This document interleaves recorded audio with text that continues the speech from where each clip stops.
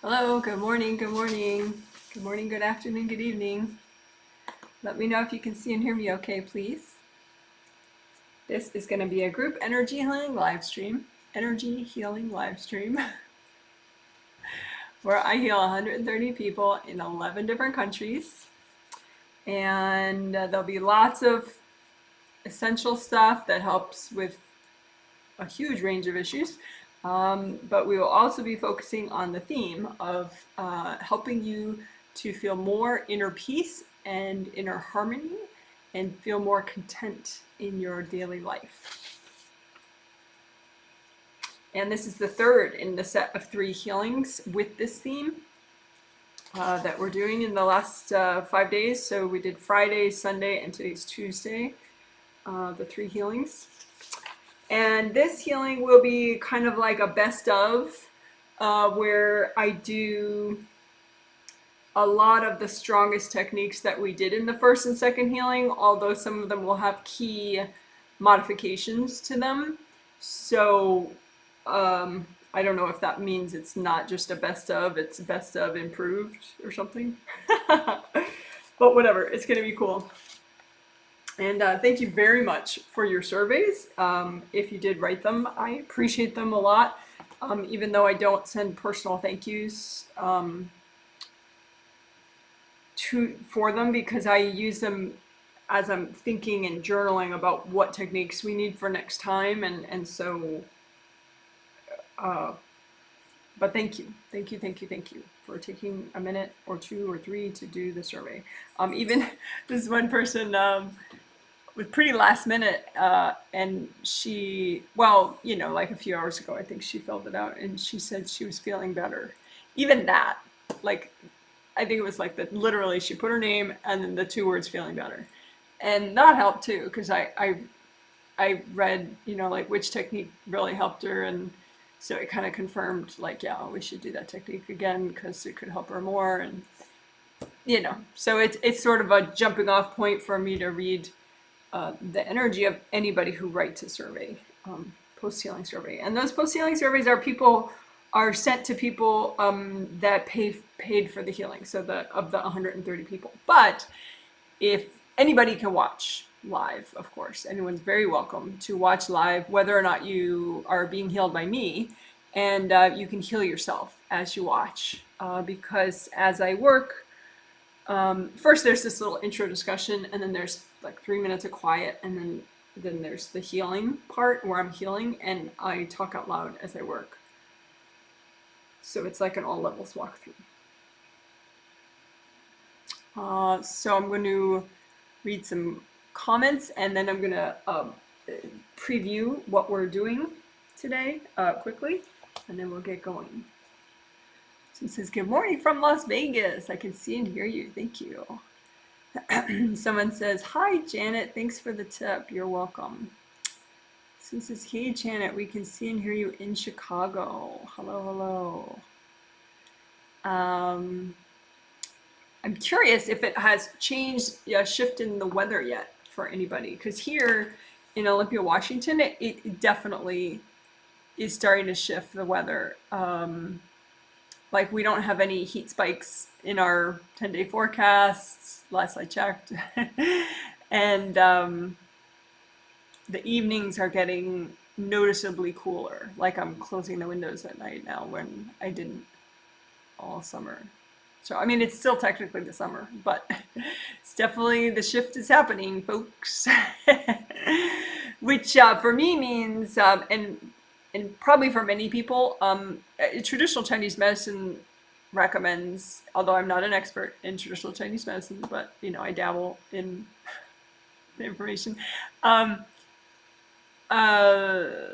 During change of seasons, you know, like this, like fall, summer to fall, fall to winter, I guess, too. And of course, watch what you're eating always, but more than usual now. And try to be aware of, I know in the West, it's not really, well, at least in America, it's not really much taught about what foods are cooling and what foods are warming. But that kind of thing is more important to know right about now. Like, okay, I'll tell you what I did yesterday, which is an example of what you shouldn't do. or someone like me shouldn't do around the change of seasons, I had a whole peach, which was really delicious. So that part I really don't regret. This is from the farmer's market that we got a couple days ago. It was really nice. So that's sort of like a quintessential summer thing that I hope I'll remember during the winter. So I don't regret that part, but then I had a pot of green tea after that, and a raw piece of fruit is cooling, particularly for someone like me who doesn't have as strong stomach chi as I could. So digesting any raw food takes extra stomach chi, and so that's kind of a thing, especially around these changes of seasons as we move away from summer. And the green tea is cooling, not like super cooling, but cooling. And so I had the raw peach, and then I had a pot of green tea, which was not a good plan. So it wasn't like catastrophic or anything, but I had a heating pad on my belly this morning, which I wouldn't have had to do at all if I hadn't had that pot of green tea after that. If I had had more of a neutral tea after, like a honey bush, I think for me it seems to be temperature wise much more neutral, not cooling, not warming. So anyway, now I'm having honey bush tea this morning. I'm not having green tea. So anyway, I digress, but it's interesting to see if in wherever you are the changes of season, is the change of seasons noticeable yet as far as temperature or weather? And again, I think, to help you feel as strong as possible, it's good to notice that kind of thing and try to support yourself. Yeah, I could go on and on. We can see and hear you in Chicago. I can hear you from Lakewood, Colorado. Sunny and 86 degrees. Oh, how nice. 86 is a teeny bit too hot, but for me. But sounds nice. Hi from Chicago. I think maybe that's a weather report with the little sun there. Someone says, yes, it's finally starting to cool down. Yeah. Someone says, it's definitely starting to get cooler in Chicago. Someone says, Chicagoland season shift report. Still warm, but some of the leaves are turning. Oh. I have to go on a drive to really see the leaves turn. I mean, not a far drive, if I go on like a 20-minute drive, 10-minute one way, 10-minute back, I see leaves turning. But right around me is almost completely evergreens only, which is nice in the winter since it's all green. But in the fall, it's kind of weird because then you don't have as solid a sense of autumn, because there's no leaves turning. I mean, maybe here and there, but it's just not the same. But when I go for a drive, then there's more deciduous trees, so I can see, oh, how nice, we're having a nice autumn. Oh. Anyway, so it says, I did do the survey last minute. Yes, I saw it. I meant to do it yesterday, but I wanted to sleep on what I was going to say. But when I did, I just babbled. Everybody just babbles in their survey, don't worry.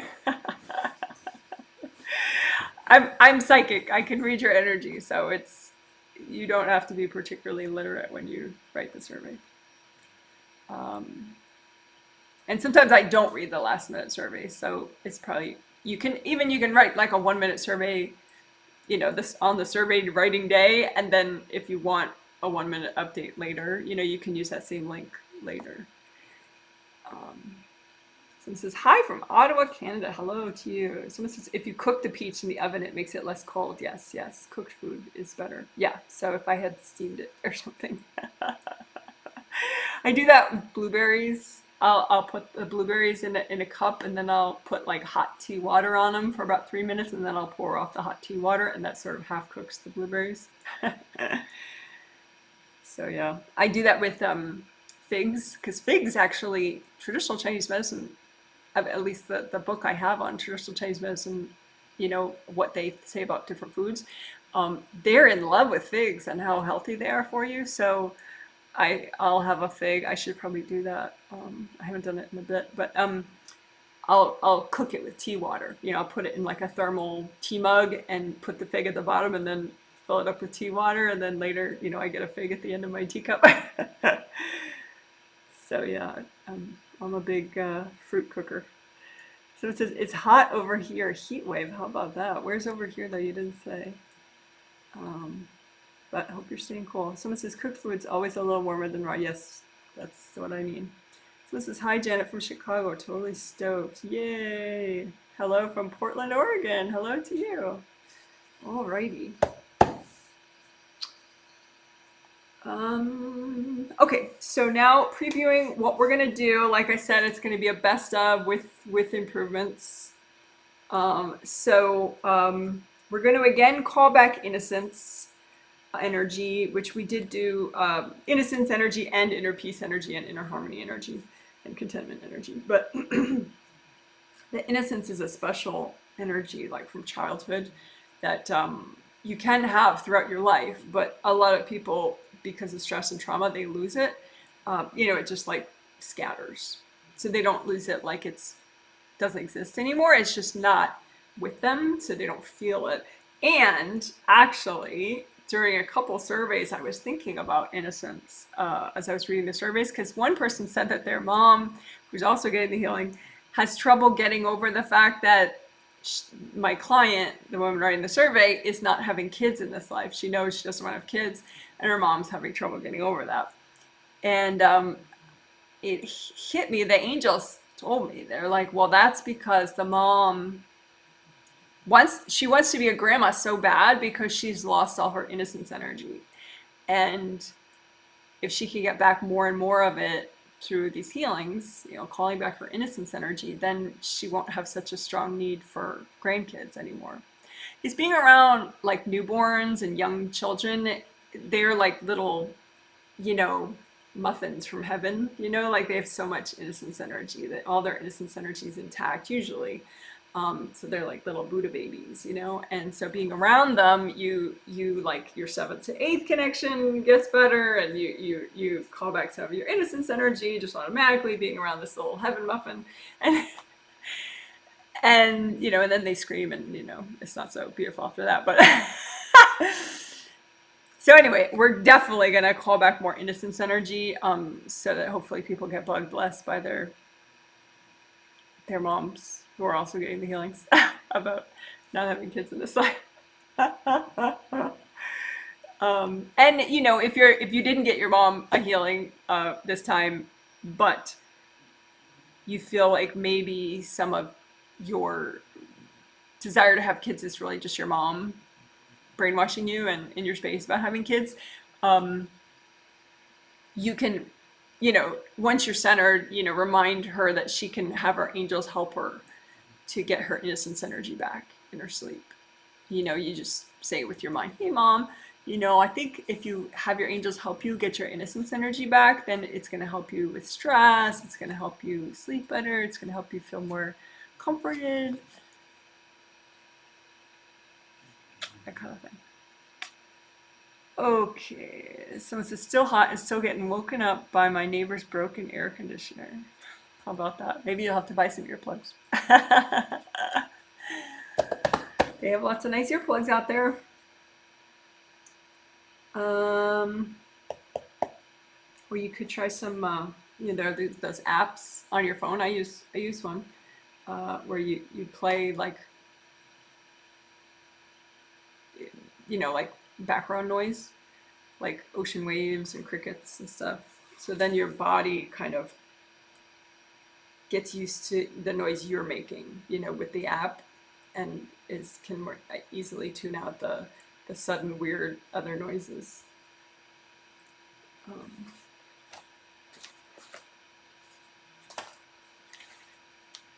Hopefully. But anyway, okay, so we're going to call back innocence energy, which would help everybody with stress management and lots of stuff. And maybe help you to only have kids if you really want them and not just because you're missing your innocence energy. A lot of kids have kids that don't really want kids or like kids. A lot of people have kids that don't really want kids or like kids, which is a real problem. Anyway, a new thing we're going to do is some boundaries work, some flower healing and message healing boundaries work. So flower healing for yourself so that you can be stronger and be ready to have stronger boundaries with certain people in your life. And then message flowers for those people in your life that you need to have better boundaries with. You know, and the angels check them and you put them at respectful distances, but it's like some kind of a measured, appropriate level of communication about these new boundaries that you're going to need with that person. The message flowers, you know, because it's healing energy and because your angels tune it just right and you put it at a respectful distance way in front of their aura, but you tell them about it. Here it is. The angels checked it. That can start to bring them up to speed about, you know, boundaries you're going to need to change. But angels will, you know, be able to put it in a sort of a baby step size so the person's not likely to freak out or anything. So flower healing and message healing work for stronger boundaries with others. Definitely, again, some self-punishment angel agreement clearing. I noticed some people need more self-punishment angel agreement clearing thanks to surveys. Thank you very much.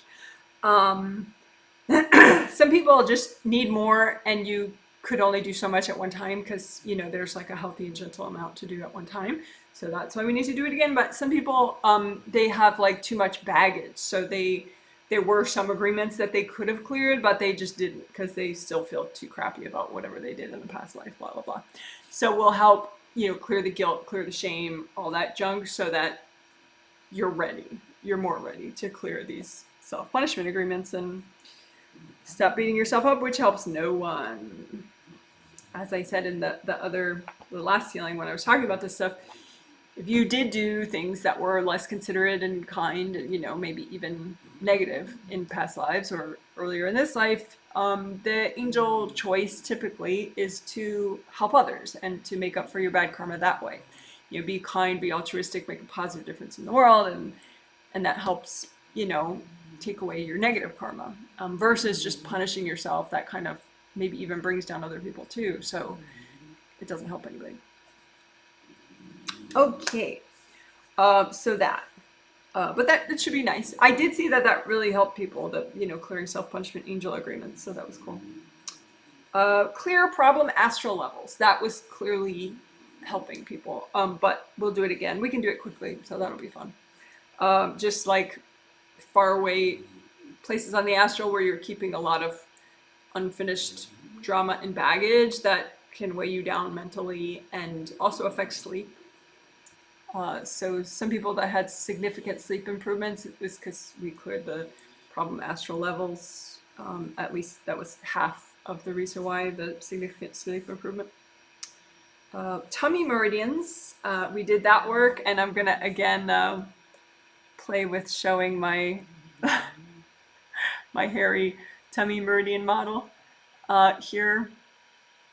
I did not create this image, I'm just using it. It's from a really good set of YouTube videos that I link below in the comment section. I will link below again. There's a video on each of these traditional Chinese medicine meridians. Well, all the 12 regular ones, not CV and GB. I have to look for videos on those. I mean, I have my own videos on CV and GB meridians. The one that goes straight up the midline, that's CV in the front, and we heal that all the time. But anyway, what we did extra is we healed CV again. That's one of the tummy meridians I'm calling. You know, tummy meridians meaning meridians that go straight up and down like this through the tummy region. From like your third chakra up here where it starts to look like a Y, all the way down to just below your first chakra right there with all the with all the hair. So anyway, the new ones that we did were the kidney meridian that was shown here as an orange pair of orange lines. That's the two branches of the kidney meridian. And then if you go out from that, the two dark green lines that then go up as a Y, and that is the stomach meridian, and that one actually, the energy goes downward. That's the one of the four that the energy goes downward. The others, the energy flows upward. So the CV right in the middle, and then the orange one, the one that's shown as orange, 2 branches of the kidney meridian, and then the stomach meridian goes down, and then the purple, shown as purple, is the spleen meridian, which is also really important, and that goes upward as well. So the midline one, and then the orange one, and the dark green one, and the purple one. And those 2 branches, that's considered one meridian, so that's why I'll call it the purple one, even though it's 2 different purple lines. That's 2 branches of the same meridian. Purple one is the spleen meridian. So anyway, we're gonna again repair the energy centers, all those dots in that you see in the diagram. Those are acupuncture points, or little minor chakras, meaning minor as in smaller in size than your 7 major chakras, but they're very, very important.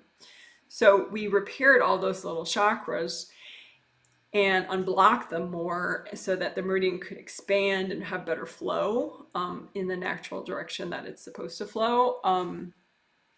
And like I said 2 days ago, you don't have to worry about if you forget what I said about which one flows up and which one flows down. I mean, of course you can, replay the video or something and learn it if you want, but if you just fix the motors, like those little cylinders, like this is obviously way too big, but it's, like if you just fix those little cylinders within that are shown as dots, then they know which direction it's supposed to flow. So if they're repaired and unblocked, then they'll take care of the direction. You don't have to worry about that. So, but the new twist that we're going to do this time is that it's very common to have a big plate of energy block in the first layer that is kind of like, it feels like it's glued to the meridians, but it's not, but it affects the meridians so much, these tummy meridians, and it kind of makes them more constricted in size. So they can't carry as much volume, which really affects, it can affect like, how your gut feels, how your gut function, your intestinal stuff function. I mean, these meridians actually help with a lot of different things, but anyway, so we're gonna clear the first layer around these tummy meridians, but specifically those plates of energy. They're usually, from what I see in myself and the clients that I read with this, they're either plates of white energy, hard blocked energy, or black hard blocked energy, which is what I see typically for energy blocks. A lot of times they're black or white. White is extremely high, fast moving vibration, and black is an extremely slow moving vibration. So they're both like common energy block vibrations. But anyway, so we're gonna clear those. And sometimes you can get invasive beings wrapped up in those blocks, so we'll make sure to get rid of those. But that feels nice, and I think that's gonna help people for those meridians to kind of open, expand, and just relax, so that you can get much more flow and the blocks clear more easily, and it's a lot less drama. So that'll be nice. So it'll be the 4 tummy meridians plus the first layer plates. We'll be clearing those plates of blocked energy that affect the tummy meridians.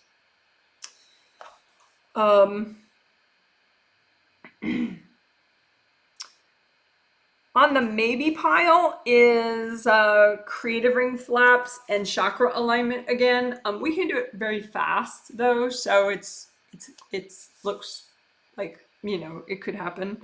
But somebody mentioned, they have problem making decisions, and they gave a couple examples, and that was nice because if you give a concrete example, particularly if you can do it like not in 100 sentences, but just like in 1 or 2 sentences, like for example, I forget the example that person used, but they listed 2 different very specific examples, like, oh, I couldn't decide, blah, blah, blah, and so I was able to see that when they were trying to make the decision, their creative ring flaps were wide open and their chakras were out of alignment. And so it was like they were just too, they didn't have enough focus to clear the blocked energy to know exactly what they wanted. Knowing intuition, knowing like fast, knowing like this is the answer, this is what I want to do, that's seventh chakra. I mean, it's related to fifth also, seventh and fifth, because fifth is inner voice, your thoughts. So like to know and think that you know consciously, you know, so it's both of them together. But anyway, if your flaps are so open like that of your creative rings, it can let in a lot of energy that's not yours, which overwhelms your seventh and probably your fifth too, you know. So once you get that all relaxed and, you know, you melt the cords and get the flaps relaxed, so then your seventh and your fifth can relax again and you can get much more in, and then it's a lot more likely that you'll have that sort of like, yeah, this is the way to go. You know, so if you can't make decisions, check, you know, your creative ring flaps and chakra alignment. Just get back. I mean, yeah, you could have a lot of other damage too, but if you pretty much know your aura's fine, you're, you know, you don't have all your chakras damaged or something, then just do flaps and alignment. And that could be the extra little push you need to be more certain in your decision.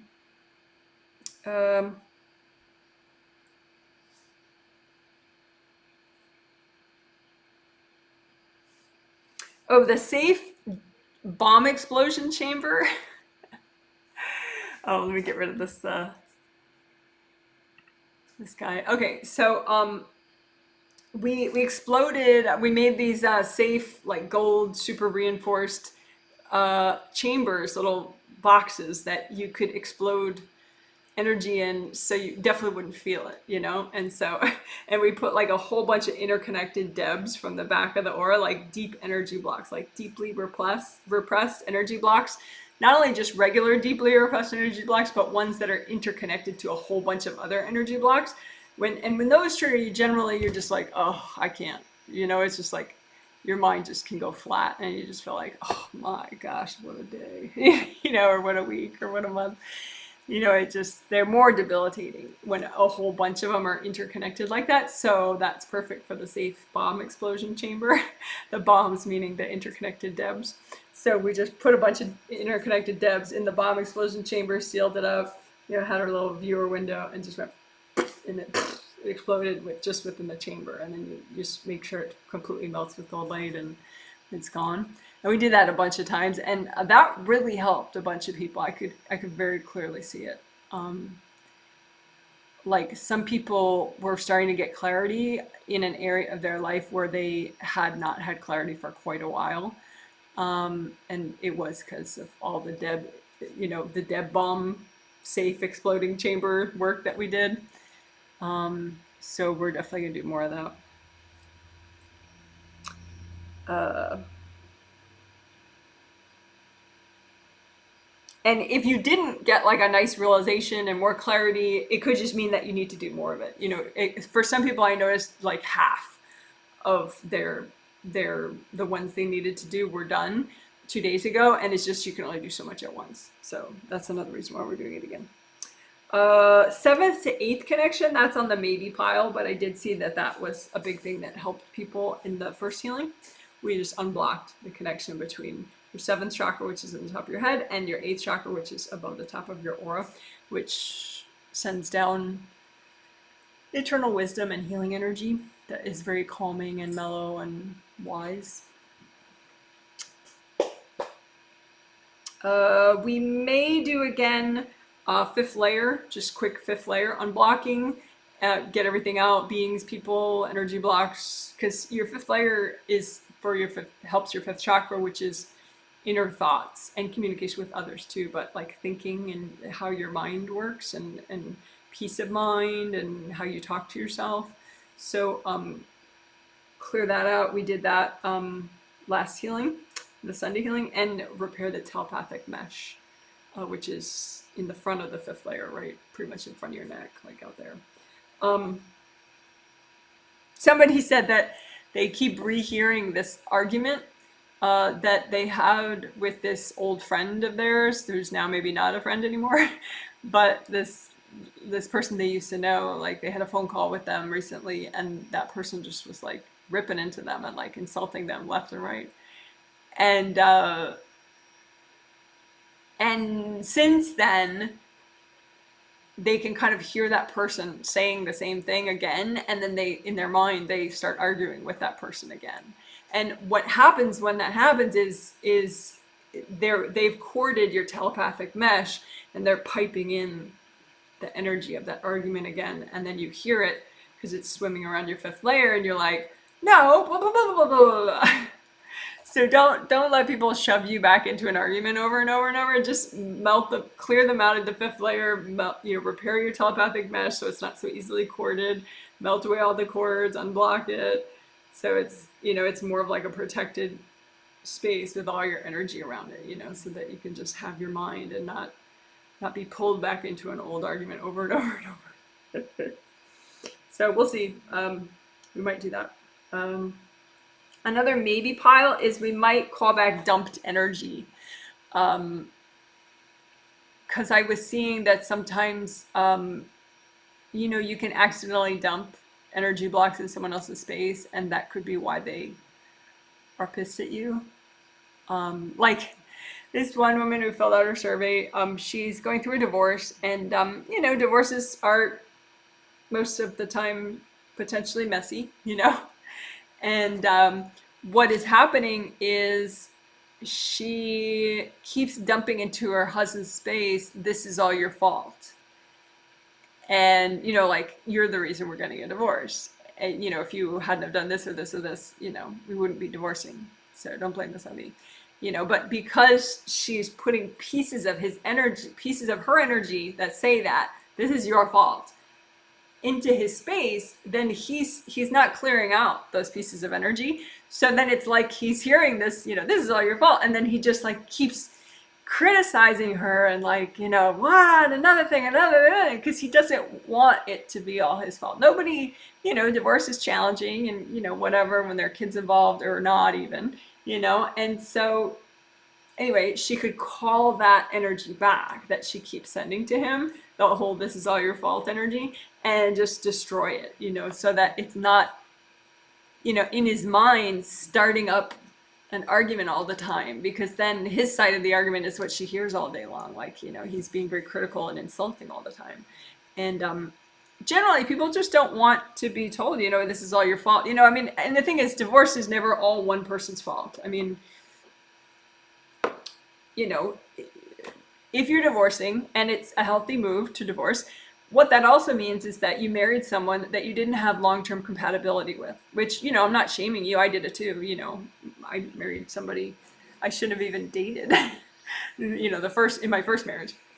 I shouldn't have even dated them. I wasn't compatible enough with him to date him even. So it's ridiculous that I dated him and married him.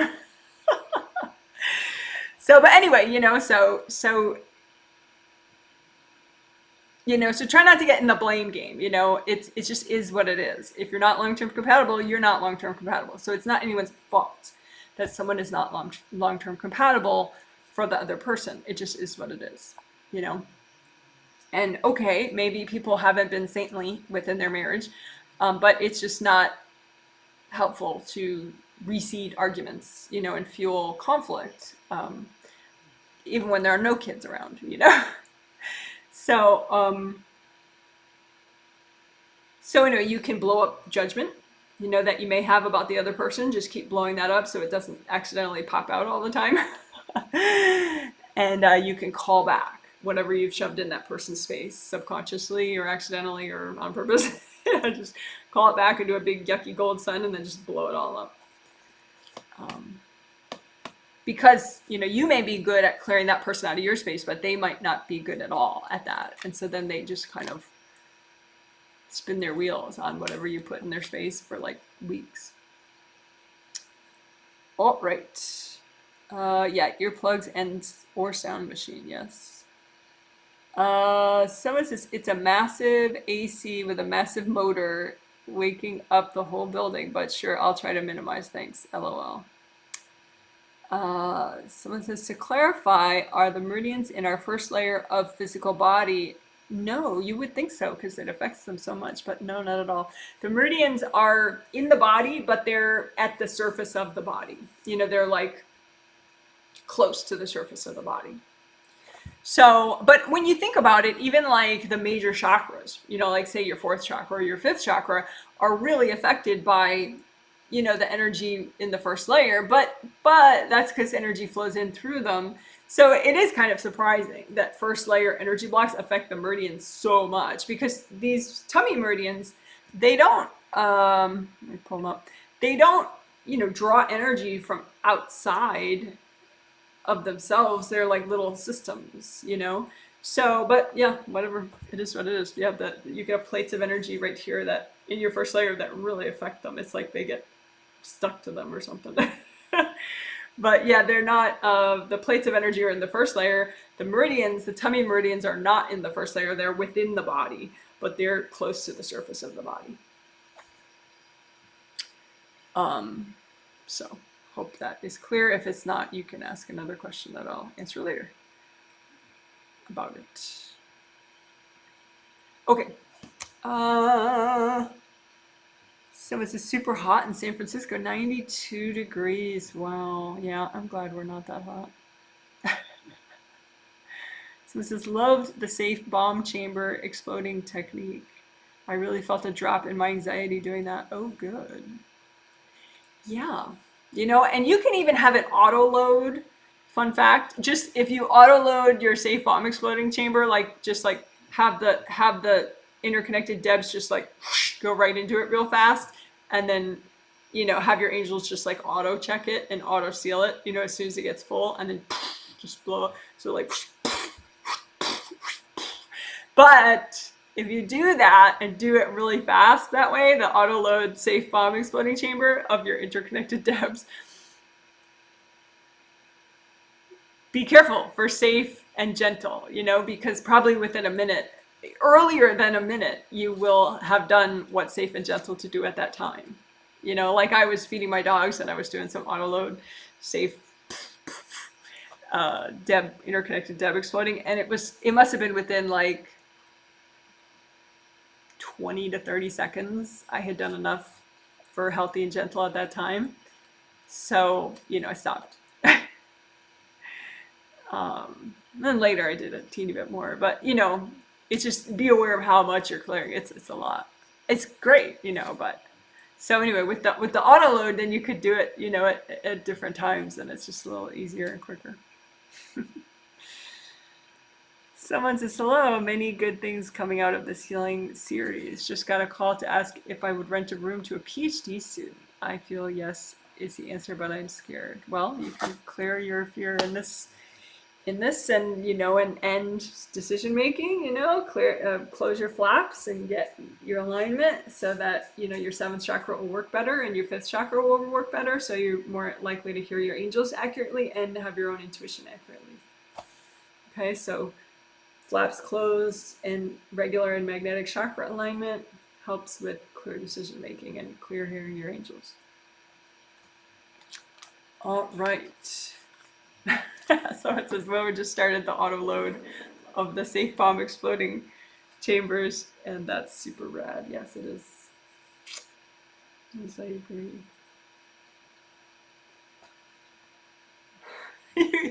You can even set your auto load safe bomb exploding chamber to not work if your safe and gentle has already been achieved. You know, like if you know, it's like a safe auto shut off. So it'll stop auto loading and exploding if you've already reached your healthy and gentle amount. All right, cool.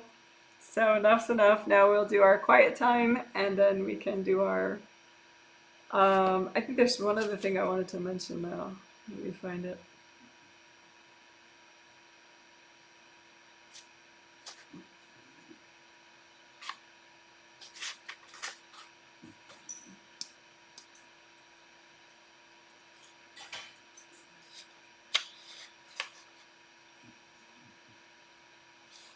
No, I think we're good.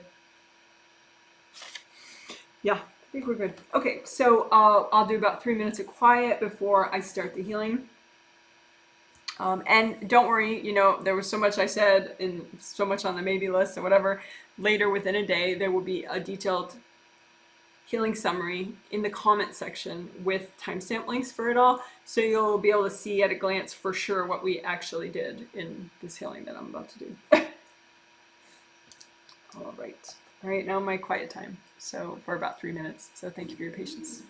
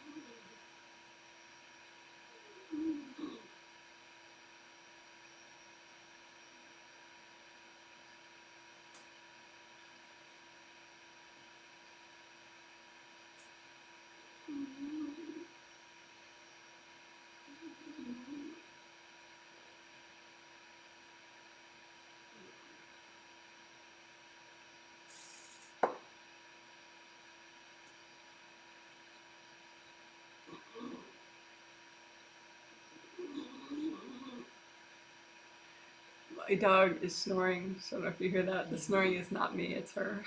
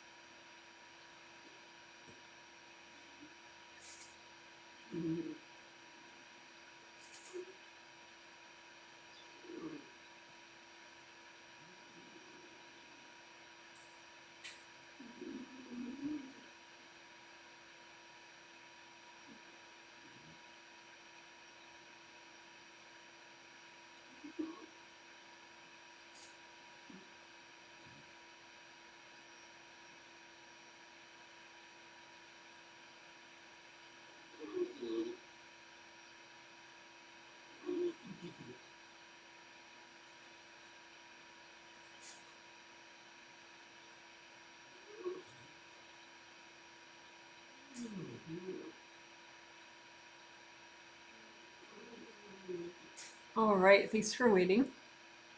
So when you heal yourself, you can create a copy out in front of you of what you're healing. You don't have to be able to see energy yet to do that because you create it with your intention or your thought. So make a copy out in front of you of your 17 auras. So the 2 regular auras and the 15 Wei Qi auras. Wei Qi is a traditional Chinese medicine concept, although having 15 auras for it is something the angels told me about. So Wei Qi auras. So you have 15 Wei Qi auras and 2 regular auras. So that makes 17. So you can just imagine them all in one place and comb through them. You're using gold light from your hands. You have big hand chakra in the palm of each hand and fingertip chakras, 1 in each fingertip. And so they all generate energy. You can set them with your intention to be a metallic gold color like this glitter. And once they're set to that color, then that's the color of energy they generate. And gold is good for healing and repairing and releasing.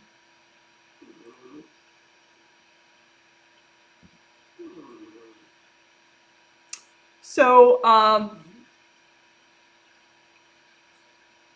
you can comb through everything, just get a sense of how's your energy doing, how are things flowing.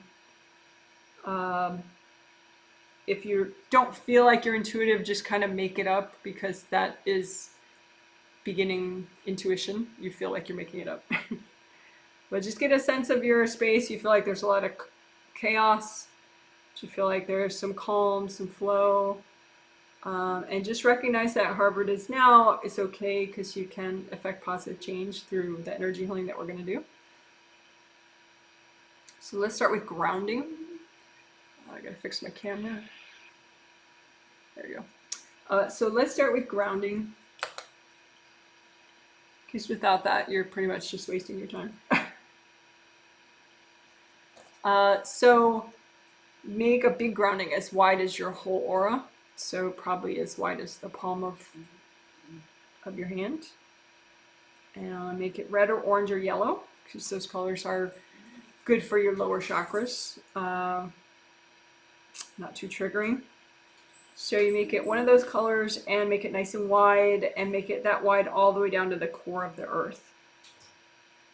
So wide behind you, wide in front of you.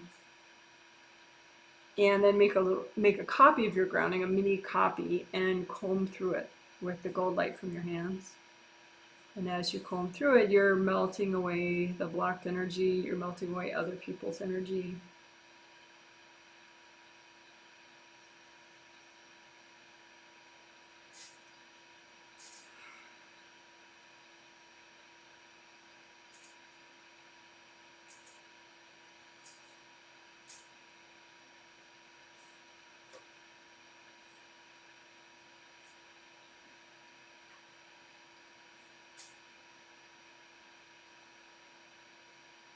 So find, like right now I'm working on melting energy blocks right at the bottom of the grounding, at the base of the grounding. You can kind of plug it up. So just imagine some energy blocks at the very base of the grounding. They can span the whole width of the grounding, or maybe just a quarter of it, or just the whole back half. And surround the blocks in gold light until they melt. Until they melt away. If you're healing yourself, you could blow up the blocks that you find in your grounding.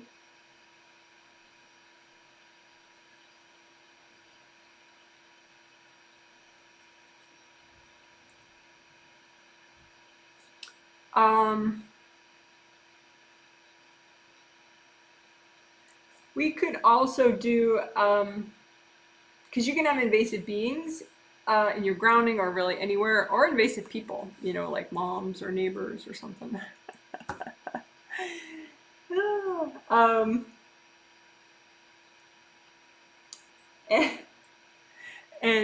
So let's do like collapsing gold nuts.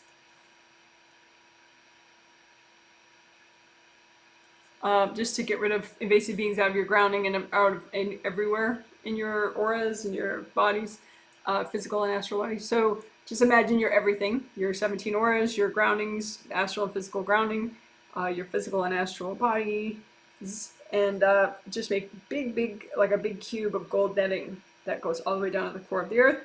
It goes all the way above you, all around. And just collapse it in, and as these gold nets collapse in, they're gonna catch up anything that's not you within your space anywhere. So other people, invasive beings, whatever, and just have them all caught up by the gold nets, and then just take them out with the netting, and you can cheer angels. Here you go, angels, here you go. And just relax and breathe into all your major joints as your angels get rid of all that junk. And do it again. Big gold nets all around your everything. And just collapse those gold nets in so they catch up anything that's not you in the netting. And then just drag it out and give it to your angels. Angels, here you go.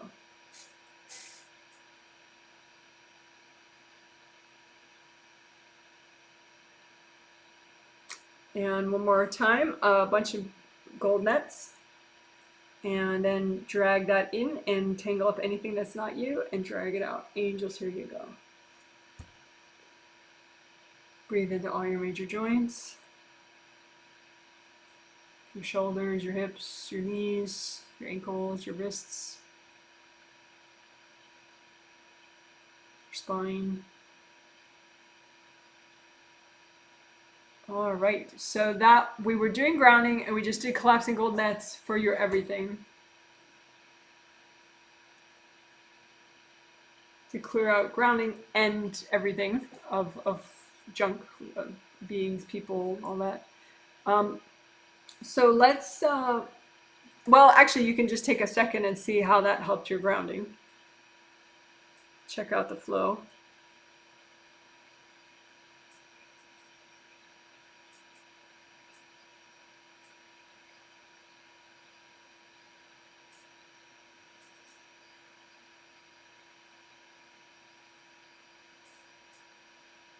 So let's do indie grounding now. Indie grounding stands for independent grounding. And so you just check the outer perimeter of your grounding and use gold light and melt away any connections between your grounding and other people's grounding.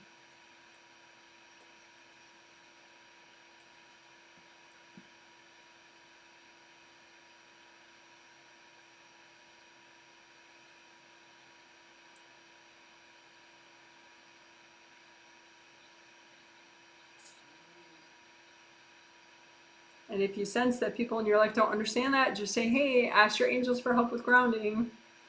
Go talk to your angels about grounding. Your angels can help you with grounding. It'll help you have a better day.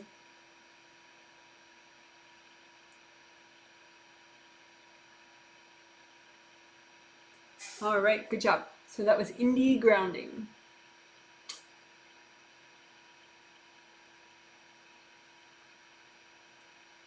So let's do aura repair of the 17 auras, and it should be easier because we did that gold netting already to get rid of invasive beings and people that would be in the way. So you just imagine a copy of your 17 auras out in front of you, and you can comb through it for a sec, just check for rips intuitively or visually with your thought. And you don't have to perfectly know where all the rips are because of the technique we're going to use. It's pretty newbie friendly. So that is a composite copy technique where you imagine a composite copy of one rip. It looks like one rip, but it represents all the rips in your 17 auras that are healthy and gentle to repair right now. So imagine your composite copy rip, and you're going to use gold light and repair it. And you wash it out. You want to get it really clean, but the thing is with rips, it's easy for junk to pile up. Like invasive beings, invasive people, because you're leaking energy through these rips, and so it just attracts stuff. So you can use sticky gold wax, which is gold light from your hands, but you make it stick to whatever's not you and harden up, you know, like wax. And so fill up your composite copy rip with sticky gold wax, so it sticks to everything that's not you in the rip, and then lift all that out as a lump. Lift it out at once, all the junk and the wax. Angels, here you go. And do that again. Sticky gold wax, fill up the rip, composite copy rip with sticky gold wax, have it stick to everything in there that's not you. Lift it out all at once. Angels, here you go. So now you should be able to do a really effective repair. Just use gold light and have this rip grow back.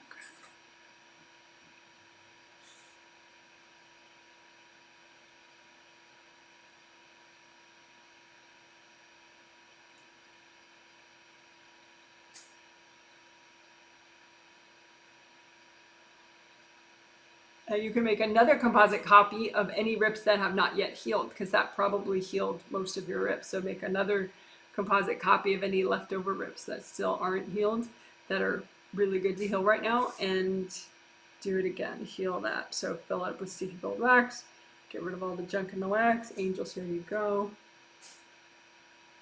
And just use more gold light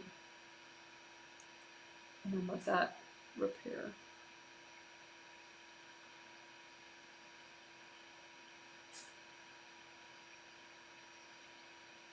And then we're going to, so that's aura repair, you repaired the leaks.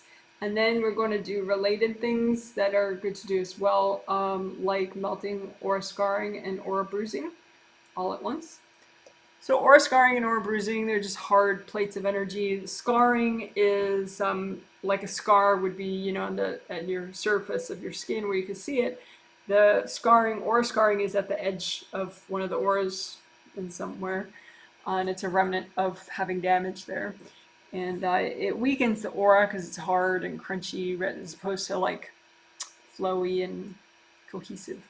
So we're gonna melt the scarring away. And then bruising is the same thing, but it's more internal into one of the regular auras that has layers, because energy that is thrown at you can kind of bounce around and cause multiple layers of hardness. So just put copies of all your scarring and bruising all in one yucky pile and melt it away. Lots of gold light. So this is aura scarring and aura bruising that you have in any of your 17 auras. And just keep breathing, take your time.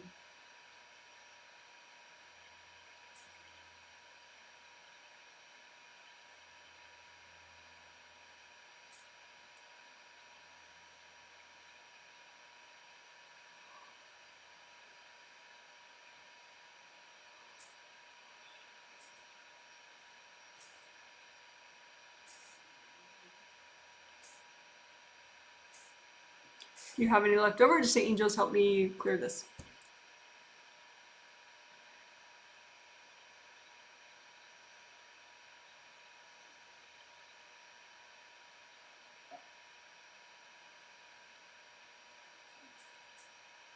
Let's do sticky gold wax for your everything, just in case you have some hard junk still stuck. So sticky gold wax all around the outer surface of all your 17 auras.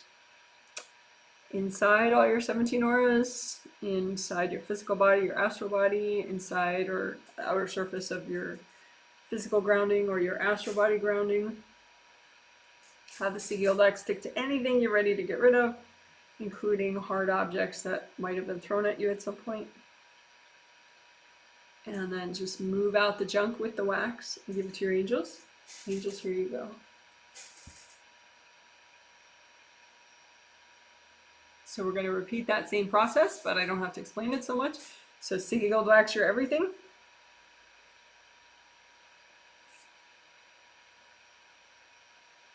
Have it stick to all the hard junk that's not you, anything that's not you that you're ready to get rid of. Move it out, give it to your angels. Angels, here you go. A couple deep breaths, because that's a big shift.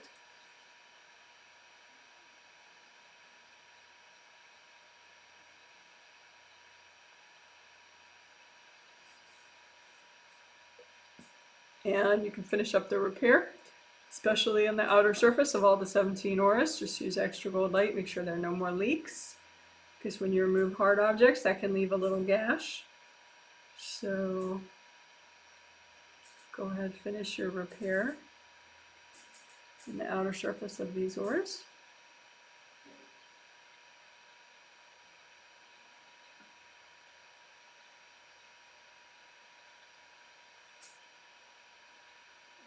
And then just gold light everywhere inside too, especially where you just removed a lot of junk.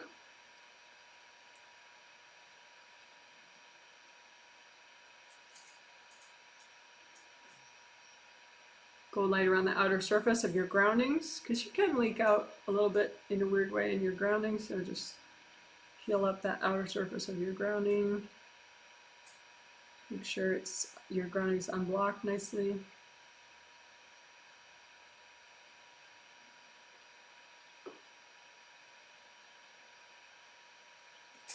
All right. Good job. So that was aura repair, plus some extras that we generally do with it. So now we will do creative ring repair. These are all the essentials that I like to do right up front, because they're so important. If you need them and you skip them, it really makes an impact. So they're good to do. So we did grounding, we did aura repair, so now we're going to do creative ring repair. 3 gold creative rings above your head. I have mentioned them in the intro. They're just really key. They generate gold light that goes down and can be very inspiring and centering. But if they are corded by other people or beings, that cords, people can take energy out or they can send energy in. So taking energy out, obviously that's no good for you. And putting energy in that's not yours is also not good for you. And that can be very overwhelming and, you know, kind of frazzling. So we don't want that, right? So just make copies of your 3 creative rings, 3 gold rings out in front of you and melt away cords from these creative rings. And repair them too. You may have gotten them blasted and they're a little cracked or shattered. So just use gold light.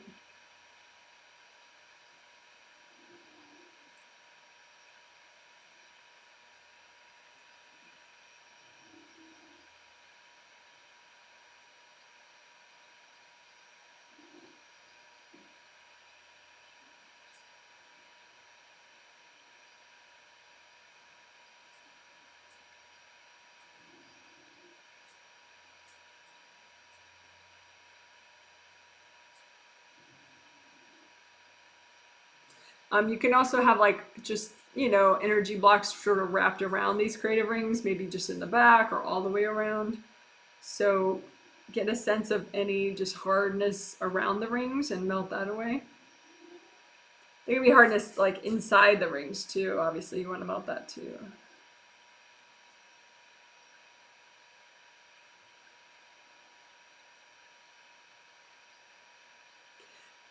Chakras and rings, your creative rings, they're kind of like bells, you know, you want to make them, you want to have them just vibrate, ding, you know, like a bell. If you ring a bell, ding. And so you don't want to, like, if you hold the bell and then you hit it, it just goes clank, clank, clank, right? But if you stop holding it, you know, you don't have any restrictions on it, and then you ring it, it's just ding, and it reverberates, right? So that's how you want your chakras to be. And your creative rings to be, you want them to just reverberate like that. You don't want them to just be like meh, meh, meh. So if you have, you know, hard crustiness or cords, that's sort of that restriction around the bell kind of idea. So just melt away the cords, melt away any hardness.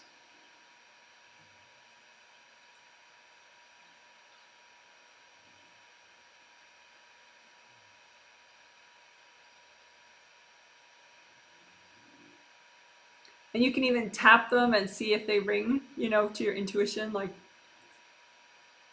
do they ring or are they like, wait, wait, wait? And if they just make a funny sound and they don't ring, then, you know, maybe you miss some of the chords or some of the energy blocks.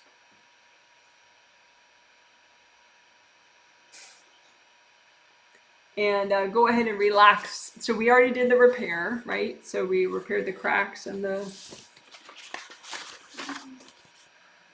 shattered parts. So the flaps, you want those flaps to be relaxed. So this is like a top-down view of your top creative ring, and this is a view of like irritated flaps where they stick out like that, because maybe someone's sending energy through a pair of cords. So melt the cords and unblock these little flap areas so that they can just relax so much that they fall shut, and they'll just be flush with the ring, so then they don't stick out like that.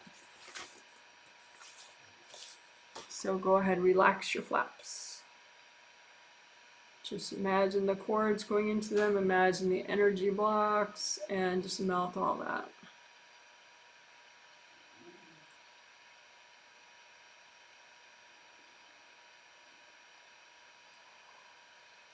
And the flaps can close sort of incrementally. It's not just like open, closed. It's like maybe they're super open and then they close a little and then they close a little more, the more cords you clear.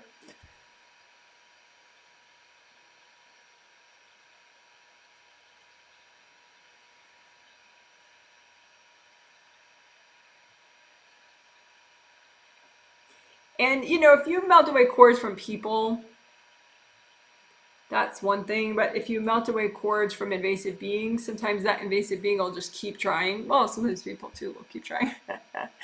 But with an invasive being, there's really no good reason for it to still exist, because it's just wasting, it's just not doing anything positive, you know? So you can ask your angels to recycle any invasive beings that are messing with your creative rings.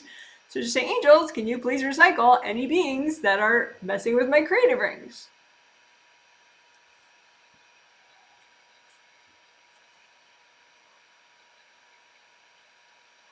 Huh. And just wait a sec so your angels can do that. And you can check a couple times, like, are there any beings courting my creative rings? You know, they'll generally be like straight up, and you'll be able to follow the cords up and be like, oh yeah. I mean, the cords are either from people or beings. But, you know, you don't really have to see them and all that. Just say, you know, just you can ask like twice. You know, angels, are there any invasive beings right now messing with my creative rings? Can you recycle them?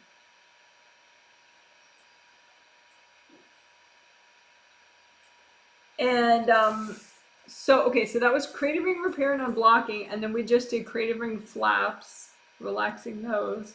So then we may as well now do the magnetic alignment, the regular alignment, and then the magnetic alignment.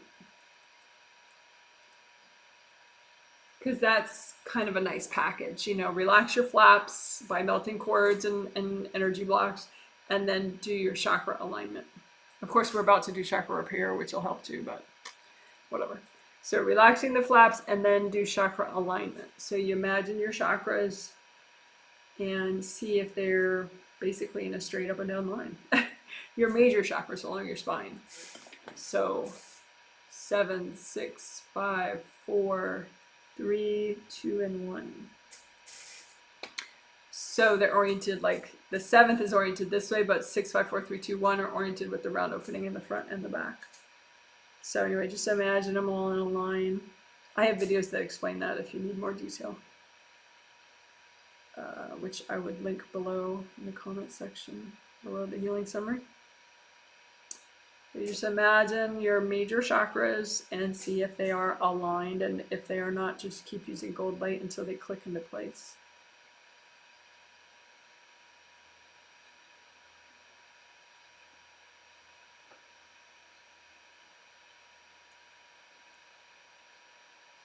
And you may need a little extra time aligning the lower chakras.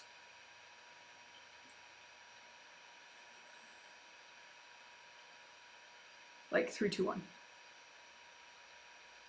Which is fine. Okay, so that's regular chakra alignment, and then there's magnetic alignment, where you imagine the magnetic field, which is like a gold misty cube of energy around each chakra. And that magnetic field, oddly enough, is not just automatically centered around the chakra at all times.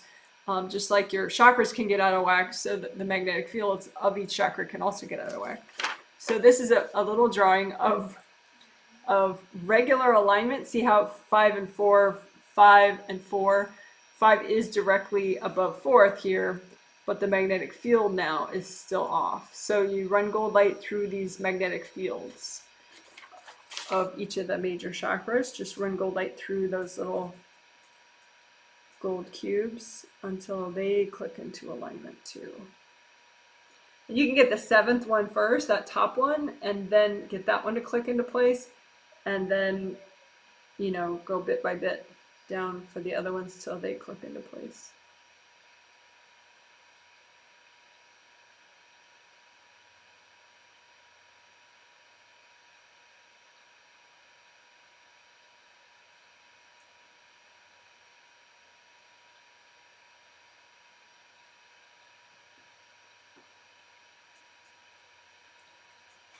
So this is the thing that I was talking about that can help with decision making, just making sure your flaps are closed and you have chakra alignment. It's not like a perfect fix for decision making, but at least you're in a much better place to be able to think about some kind of decision and know what you need to do, because you're more present. Okay. So that was creative ring repair and unblocking, and then we did creative ring flaps and regular and magnetic alignment of chakras. So now, in kind of a funny order, I guess, we'll do chakra repair. Chakra repair of major and minor chakras. So major chakras, the 7 physical chakras along your physical body spine, the 7 astral body chakras along your astral body spine. Those are the major chakras. And then the minor chakras are so cool. There's so many of them. Most of them are these acupuncture points all in your body.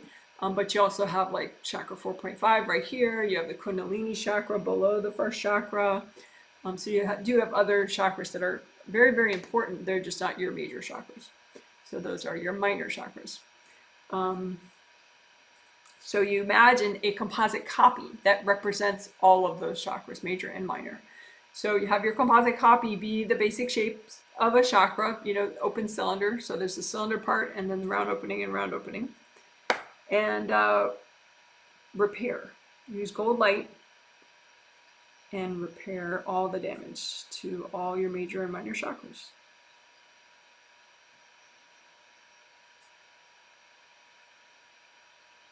Keep breathing. Relax, because this is a big shift. Good, but big. So the damage could look like cracks. It could look like missing pieces or gashes that don't belong there, scratches.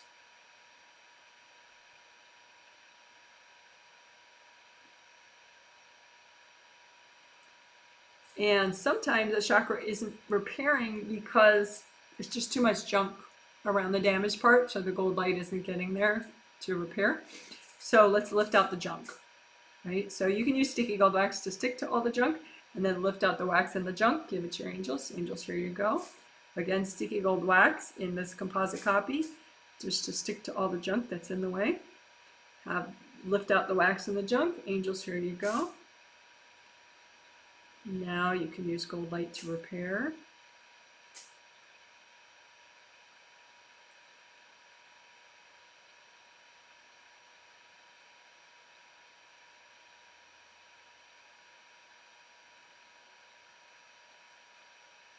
And we can also unblock, so that was just general unblocking, anything that was in the way of the repair using sticky gold wax. But then let's do unblocking for the theme of inner peace, more inner harmony, more contentment. So have sticky gold wax stick to anything in these major or minor chakras that's in the way of your inner peace, your contentment, your inner harmony. Just stick to all the junk that's in the way and lift it all out. Angels, here you go. Of course, your intention is you only want to clear what's healthy and gentle to clear right now. Okay, so sticky gold wax again. Have it stick to anything that's healthy and gentle to clear so that you can move forward in this theme of more inner peace, more inner harmony, more contentment on a daily basis. Lift out the junk. Angels, here you go. Again, gold wax to stick to the junk. Lift it out. Angels, here you go.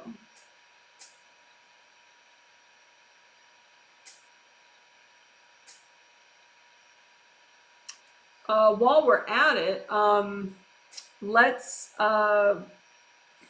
use sticky gold wax to stick to any chakra damage, chakra blockages that are in the way of you doing the rest of the techniques in this healing. Like, for example, the self-punishment, clearing the self-punishment agreements.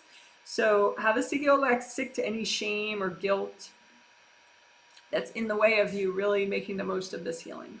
And clearing your self-punishment, you know, clearing your DEB bombs, whatever, right? So any baggage that's in the way of that, making you feel unworthy, or you shouldn't, you know, you shouldn't be happy, blah, blah, blah. Have the gold light stick to all, the gold wax stick to all that, lift it out. Angels, here you go. Okay, have gold wax stick to anything that's in the way of you making the most of this healing. Have the gold wax stick to it, lift it out. Angels, here you go. Extra gold light to unblock and heal and repair. Of course, to melt cords too. Melt all the cords, except for our first chakra cord if you have a young child, 13 or younger.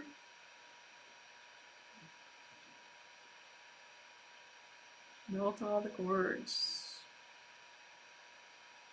If you have any invasive beings screwing with your chakras, just say, angels, can you recycle any invasive beings messing with my chakras? Angels, can you recycle any being tunnels that are anywhere near my chakras? Tunnels are just little passageways for beings, which obviously doesn't, it's not a good thing. So angels to get rid of all that.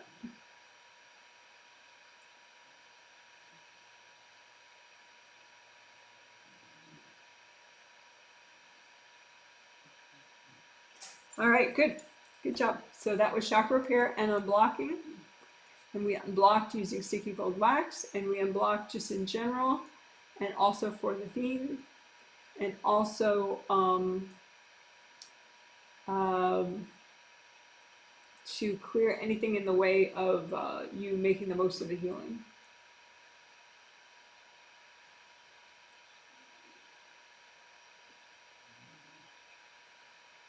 Getting the most out of the healing.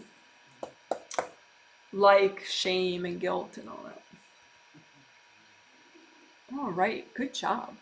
Pat yourself on the shoulders. Good job, good job.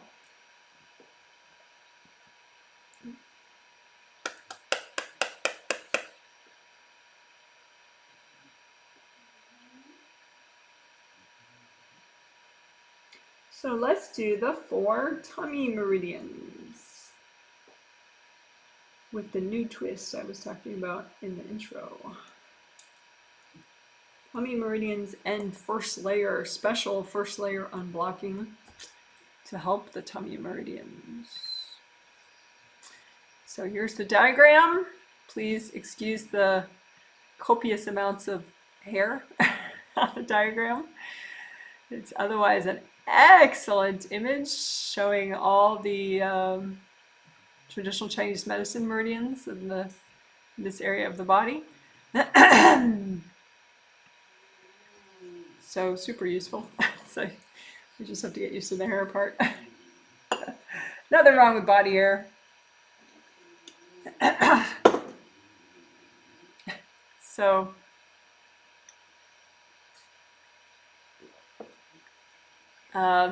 as I said before, oops, sorry. The 4 tummy meridians are you know, the midline one going up the midline, that's CV, conception vessel meridian. We do that one all the time. That starts in the crotch and goes all the way up the midline to the tip of the tongue. CV meridian helps with yang energy. It helps to manage all your yang meridians. So yang is like supportive, nurturing, subtleties, very cool stuff, make you feel comforted. And you know, we're moving into a more yang time of year, you know, summer, yin time of year, I'm sorry. This is a yin meridian, manages the yin meridians. Yin is that nurturing subtlety kind of a thing. And you want to have really strong yin, of course, and yang too, but you know, as we're moving more into the yin seasons, you know, and away from yang. In the summer, you get this nice yang energy from the earth all the time. So if you have weak yang, you might not even notice it in the summer, which is nice. But anyway, it's time to get your P's and Q's all situated and straight for the other seasons. So anyway, so that's the CV meridian, manages your yin meridians, very, very important. And then on either side of that, shown in this diagram, as the pair of orange lines going up. Actually, it branches out up around here. So this, what we're going to focus on, the tummy meridians, is just in this area from like about the 3rd chakra to down, from the 3rd chakra down to the first, just below the 1st chakra. That's the area where we're going to be focusing on. Oh, it turns out that Y part is just below the 3rd chakra. Interesting. Fun fact, Akudal told me. She has all the meridians drawn on her. So, okay, so that Y looks like it's below, just below the 3rd chakra.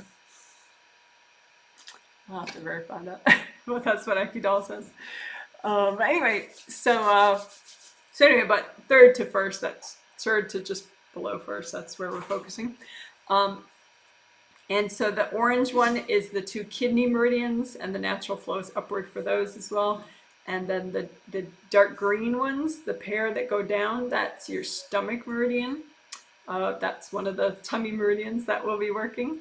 And then that's the only one of the 4 that goes downward. And then the purple 2 lines that go upward in this diagram, that's the spleen meridian, also super important.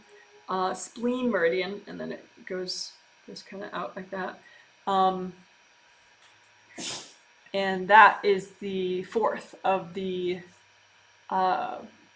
meridians, the tummy meridians that we're doing. So we're mostly going to focus on this area, down to the, you know, sort of the crotch area, from here down to the crotch area, and unblock them and repair the energy centers within them. Izzy, shush! Stop! He's so spoiled. How do you unspoil a dog? I just don't know.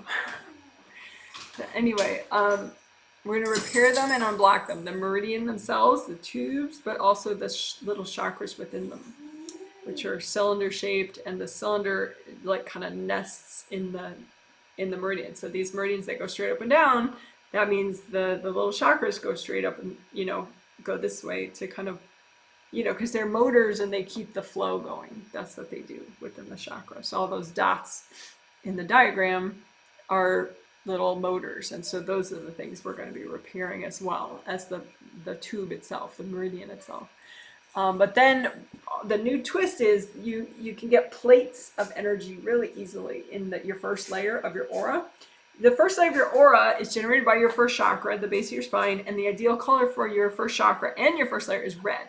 So if you set your first chakra with your intention to your favorite shade of red, that means the energy it generates and circulates right around your body close in this first layer is going to be red.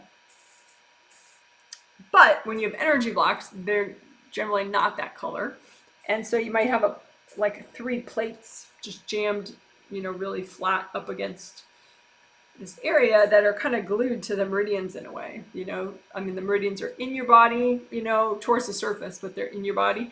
But the first layer energy blocks are in just outside of your body in front, but they really affect the meridians. So we're going to melt away those blocks, and then as we work, as part of working the meridians themselves. So we'll do more, you know, we'll just kind of go back and forth working the meridians and the chakras within, and melting these plates of energy blocks in your first layer. And also having angels recycle any beings that are in the first layer sort of worked into those energy blocks. We'll just have the angels recycle those beings. Okay, so that was a lot of talk, and I'm not going to talk a lot when I'm doing it. That was the explaining part already. So now we will do the doing part. Again, this is the 4 tummy meridians, and through intention we'll do the whole meridian, even though, you know, like these meridians, they, you know, start or end in the toes, and, you know, they go all over the place. But we're mostly focusing on this area, but I'll also work briefly the entire route of each of the meridians, just with my intention. You don't really have to know where it zigzags in order to repair all the little motors and repair the tube. Okay.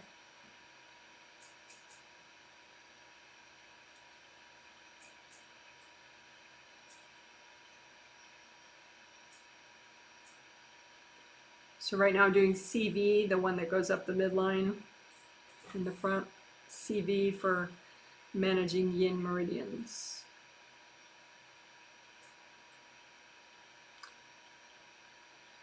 And so I'm just going to repair the energy centers throughout the CV meridian, and repair the CV meridian itself. Unblock the CV meridian itself. You can have energy blocks inside there that just gum up the motors. You know, energy blocks that make it harder for the little motors to work. The acupuncture chakras. So use gold light to melt the blocks, gold light to repair. So, okay, so you've done basic repair and unblocking of CV. So now think of that first layer of the aura in front, right in front, and think of what are the plates of energy that are kind of stuck to that CV meridian. Just find a couple of them. They'll be like pretty big and sort of like boards glued together right there that go this way, and they're kind of stuck to that CV meridian. And just find those with, you know, using a copy out in front of you. So you have your CV meridian and then the first layer, and just kind of catch it with your hands, these plates of hard energy. And just say, angels, can you recycle any beings that are within these plates of energy? And then you can just melt the plates of energy with gold light.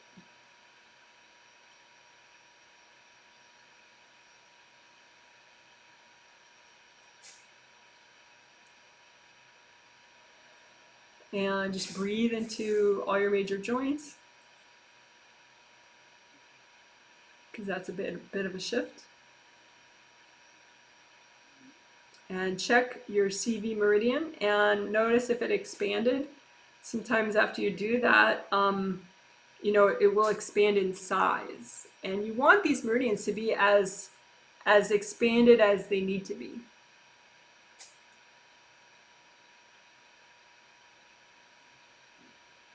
So again, gold light through your CV meridian, the one that's up the midline, and then feel in the first layer, just right in front of that, with your copy, and find the plates of energy, any plates of energy that are stuck to the CV meridian, and just see if there are any invasive beings within that.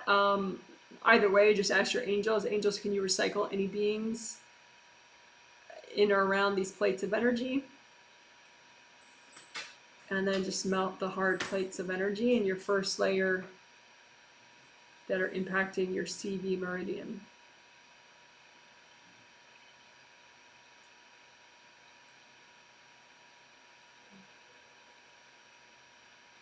There might be like 6 boards like glued together, so it just takes time to melt through all of them with gold light.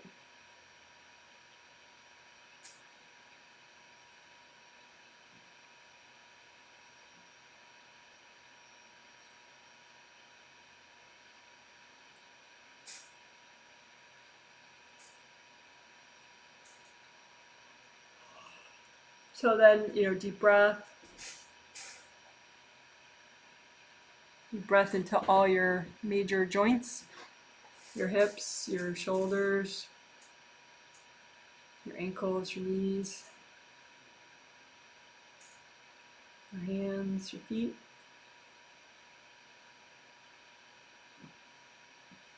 So now the kidney meridian, shown here in the diagram as those 2 orange lines that go up, those are the 2 branches of the kidney meridian. And they go up just like the CV meridian goes up, and they're right close around it, those orange lines, the kidney meridian. So just get a sense of those, get a sense of how wide those kidney meridians are, and get a sense of the ideal width, what they would be ideally. And so as you unblock your first layer and melt those plates, they will likely expand more, and so you'll have more potential for flow there. So just do basic repair, and you can repair the whole kidney meridian, even if you don't know, you know, where it starts in your foot and all that. Just imagine a representation of the whole route of your kidney meridian, and just repair the whole tube and repair all the motors within the tube.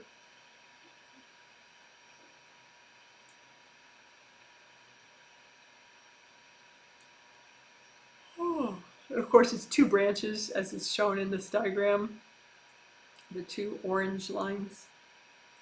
So you're repairing the kidney meridian and all the little acupuncture points or minor chakras within the kidney meridian. And unblock. Just imagine the energy blocks. Typically, like say if this is one of the acupuncture points or minor chakras within the kidney meridian, the energy blocks will be like jamming up the flow. So they'd be like right here, and then the next chakra would have them right there, But you don't have to worry about that. Just imagine all the blocks and melt them. Any that are healthy and gentle to melt at once. Because that's the thing with this body stuff. There is a limit to what your body can handle at one time clearing. So just move out. You can even move it out. Just a healthy and gentle amount of energy blocks in your kidney meridians that are healthy and gentle to move out right now. Move those out. You can blow them up if you're healing yourself, or just melt them with gold light.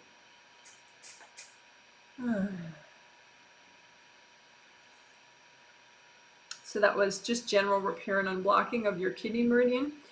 So now get a sense of, again, the tummy area, kidney meridian, and then just trace your hands in front of that in your first layer and just find the plates of energy that are kind of stuck to your kidney meridian.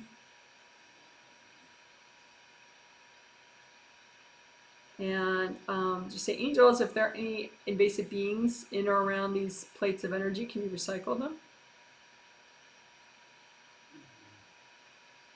And then go ahead and melt these hard plates of energy that are in your first layer that could be impacting your kidney meridians.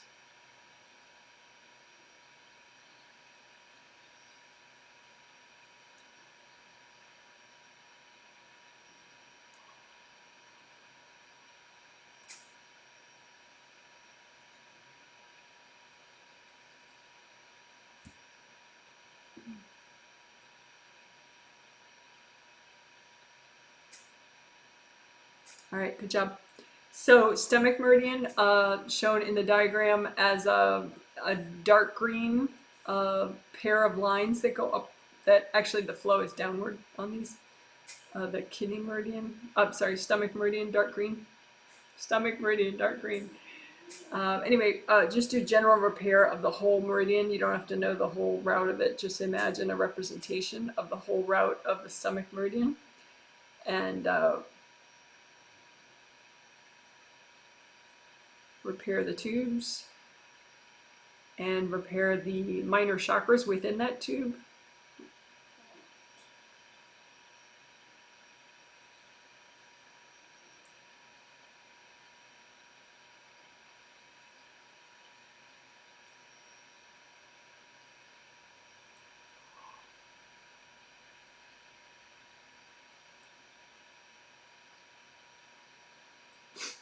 And then just unblocking of your stomach meridian and healthy and gentle amount. So just imagine the energy blocks that are healthy and gentle to clear out of your stomach meridian, and then just move those blocks out. You can blow them up if you want, or melt them with gold light.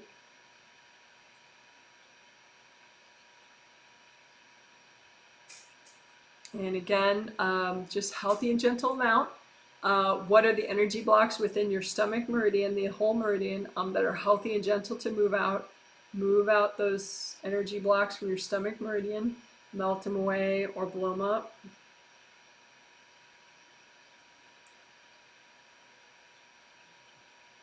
And then you could have first layer blocks that are kind of glued to your stomach meridian. They could be glued to all of them at once, really. So if that confuses you, don't worry. Just think of your stomach meridians around this tummy area, and then just move out to the first layer and just find any energy plate, hard plates of energy that it's like they're kind of stuck there, stuck to the stomach meridian, and get a sense of them. You could get a sense of if they're white or black. Maybe that helps you be aware of them. And just say, angels, can you recycle any beings in or around these plates of energy? And then go ahead and just melt these plates of energy that are impacting your stomach meridian. And these plates of energy are in your first layer of your aura. Your stomach meridian is inside your body, but very close to the surface.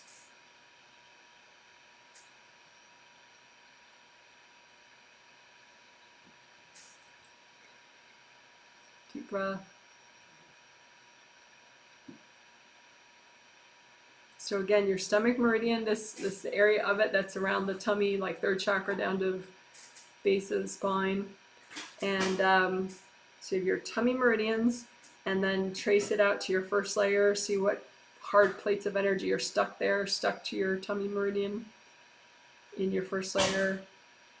Imagine those plates of energy and just say, angels, can you recycle any beings in these hard plates of energy? And then just recycle, melt away the hard plates of energy.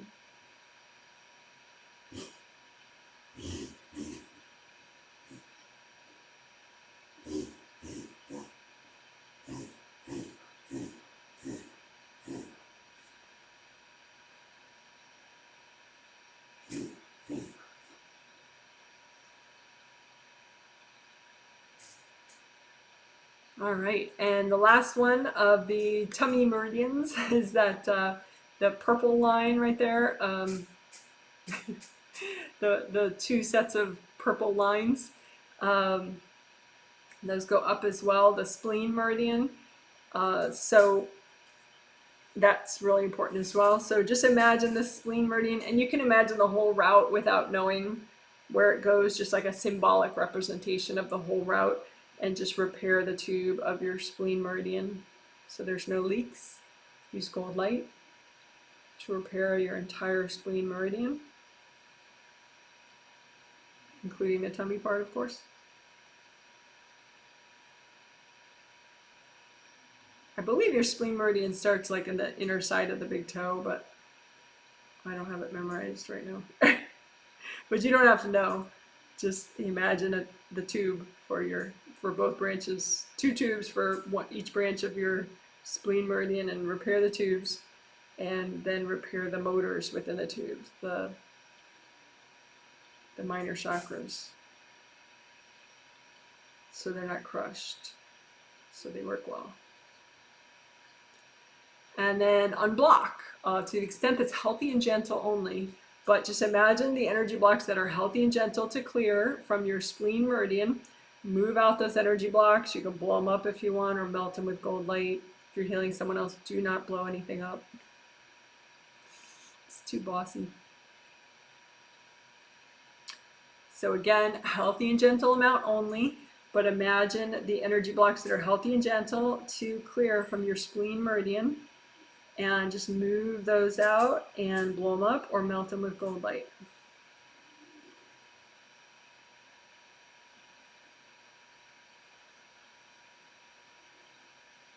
Okay, and then now the spleen meridian, specifically the part shown on screen, you know, from around the third chakra to around the crotch area.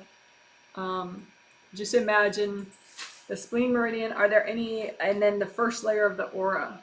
So a copy of your spleen meridian, and then the first layer of your aura. Are there any hard plates of energy kind of stuck there to your spleen meridian, messing with the energy, compressing it?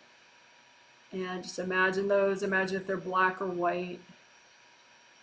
And just say, angels, can you recycle any beings in or around these plates of hard energy? And just let your angels do that work, recycling the beings. And just go ahead and melt those plates of energy that are in your first layer of your aura, messing with your spleen meridian. Messing with meaning constricting, blocking, limiting.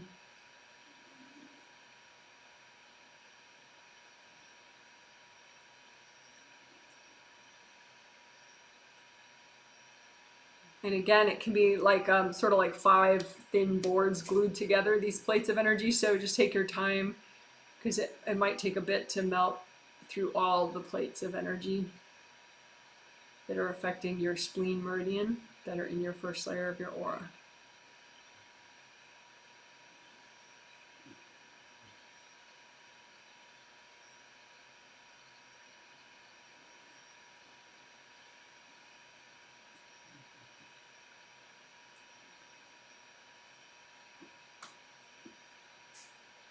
All right, and good job.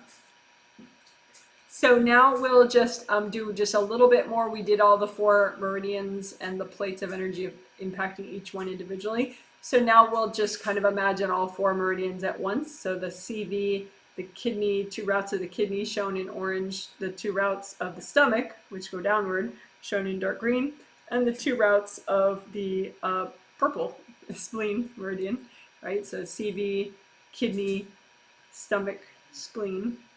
And just imagine all the plates of energy in the first layer of the aura in the front there affecting these tummy meridians. Just imagine just what's healthy and gentle, of course, to clear right now, but just imagine the remaining plates that impact the tummy meridians, hard plates of energy in the first layer.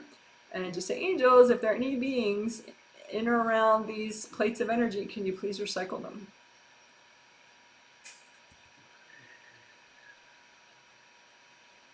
So deep breath while your angels do that. And then now you can go ahead and melt these plates of energy that are impacting your tummy meridians. Okay, so these are hard plates of energy in your first layer of your aura that are constricting your tummy meridians in an unhealthy way. So just go ahead and melt through those plates of energy. And it might take a while because there might be like 10 glued together or 5 glued together, or, you know, so just imagine some and then melt them, and then you can imagine another batch and melt it. As long as you're just doing what's healthy and gentle. Wow, deep breath.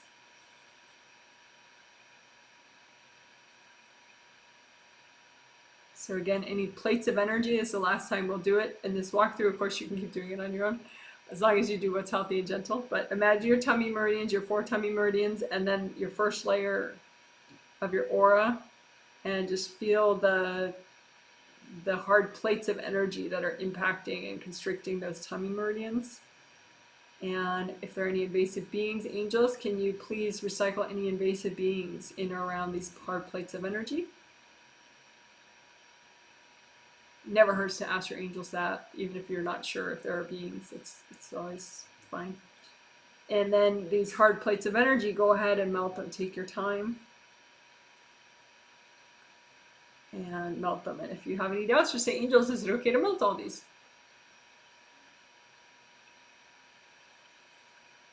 Take your time. We are melting plates of hard energy in the first layer of the aura that are impacting, constricting in an unhealthy way your tummy meridians.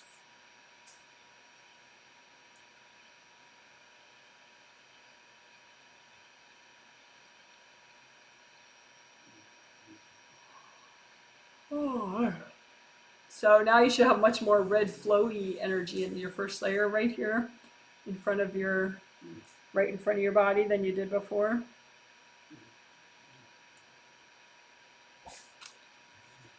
All right, let's do, so that was a lot, but it was good. That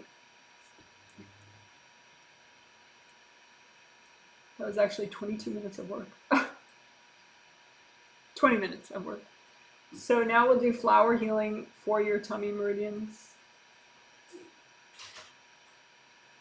We'll do it all at once though, not individual. We did individual 2 days ago, but you know, like flowers for your kidney meridian, flowers for your spleen meridian, but we'll do it all at once. So any energy healing flowers that your tummy meridians need, any of the 4 tummy meridians, just make as many healing flowers as you need, and say, angels, can you double check my flowers? So you know they're going to be a really good vibration for your tummy meridians, and then give them to your tummy meridians. And they'll just go wherever they need. Okay, more.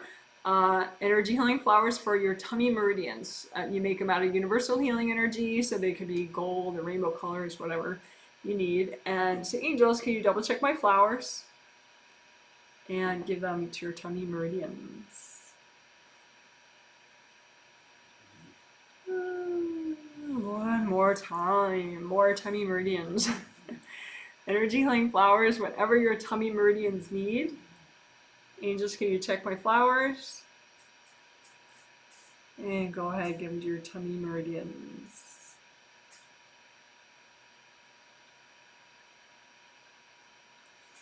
All right. Great job. So that was flower healing for your tummy meridians. It was just a minute. And just a quick note, if you feel a little bit like nesting or, like sitting, comforting and watching a fun show or something, or with a little cup of tea, if you feel more like nurturing yourself, maybe taking a nap, or not necessarily taking a nap, but, something that's a little less like out in the world, don't consider it like a weakness necessarily. Sometimes after doing this kind of work, you just need to regroup a little.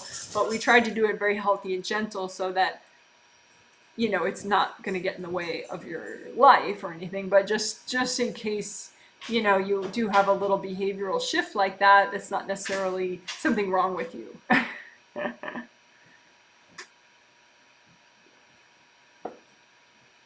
Especially if it's, just temporary and you just need to like nest and have your little comforting thing, and then later you feel very assertive and whatever, you balance out. Okay, good job.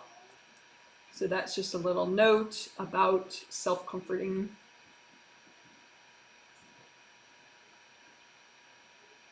Self-comforting desires that you may have after doing tummy meridian work. And also with the change of seasons. That alone could cause that as well.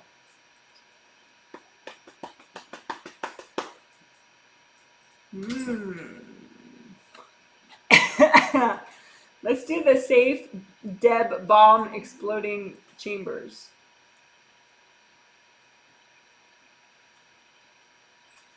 And I think we will do a speed round, which is fine.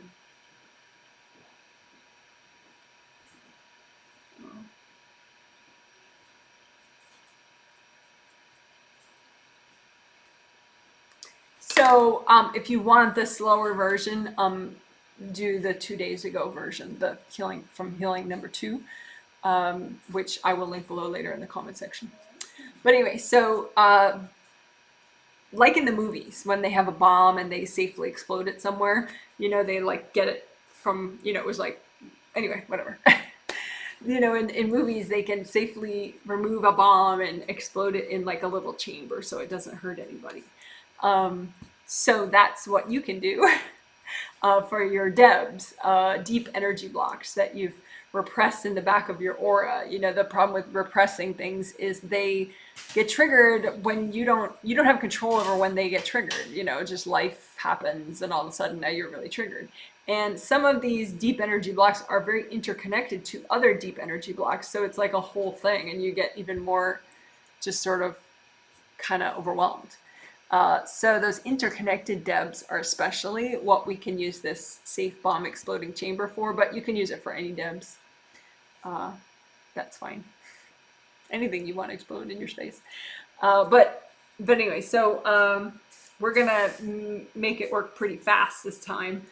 And we could do like auto load, so just have the DEBs, interconnected DEBs, a whole batch of them just go right into your safe bomb exploding chamber. So make your big safe bomb exploding chamber with a little viewing window if you care about that, so you can see, but it's safe and you don't feel what's being exploded. And say, angels, can you make this nice and safe for me? And then just go ahead and auto load. Put a whole bunch of interconnected DEBs that are healthy and gentle to clear right now, but put a whole bunch in there and then explode within the chamber, just like with a remote control, and they all blow up. And then just gold light, make sure it fully exploded, so nothing's left over, right? And so let's do some about like what's in the way of you really shedding your self-punishment, really getting over your martyrdom, your victim energy, all that stuff. That's subconscious, probably some of it, but anyway, you want to get over your shame, your guilt, your martyrdom, victim energy, all that stuff, right? So just shove a bunch of DEBs, whatever's healthy and gentle, to clear right now anything about that, victim, martyr, shame, whatever, guilt. Auto load your DEB exploder, right? And explode it all, right? And clear it all up, gold light, so there's nothing there. and then do more. So auto load your DEB exploder with more about shame, guilt, you know, self-punishment, whatever. Auto load, fill it up as much as is healthy and gentle. Have it all blow up in there safely so you don't feel it. Say angels double check it, make sure it's all cleaned out. Again, self auto load for victim energy, martyrdom, guilt, shame, all that junk. Fill it up, blow it up, right? So it's in there, it's all safe, now it's gone. You didn't have to go through the drama of getting triggered, right? Okay, auto load your DEB exploder. Anything in the way of your peace, your inner peace. Okay, do another auto load.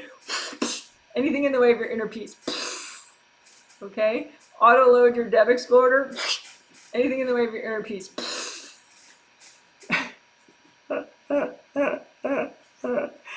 What about baggage in the way of you having strong boundaries? Okay, auto load your DEB exploder. Okay, do it again. Anything in the way of you having better boundaries with certain people in your life, auto load your DEB exploder. All the DEBs are in there that are healthy, gentle, and clear right now. They're in the way of you having stronger boundaries. Blow them up in there. Okay? Have your angels make sure there's nothing left. Angels, make sure there's nothing left. All right, do it again. Auto load your DEB and have your DEB exploder set so that it doesn't work if you've already done enough. If you've already done what's healthy and gentle, it won't work. Okay? So it helps you with pacing. But anyway, auto load your DEB exploder for anything to help you move forward with strong boundaries. Okay, all the DEBs in the way of that. Put them in there. Blow it up. Okay, I think that's enough. So we did DEB exploding with your safe bomb exploding chamber. DEBs just in general. And then self-punishment, guilt, shame, stuff like that. And then we did anything in the way of the theme. Yeah, so that's good. Good job.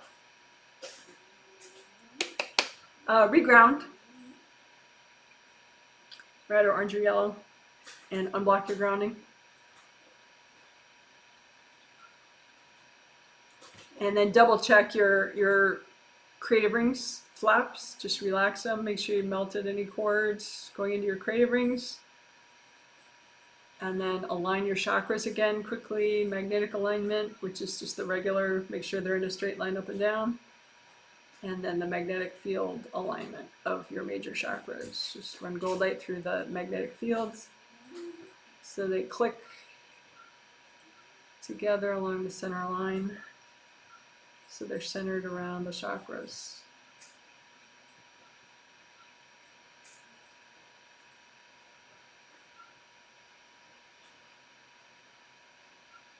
All right, so that was closing, relaxing your creative ring flaps and quick magnetic alignment, which we already did before, but we just did it again. So it was a quick reground and then creative ring flaps and chakra alignment. Just for about a minute or so.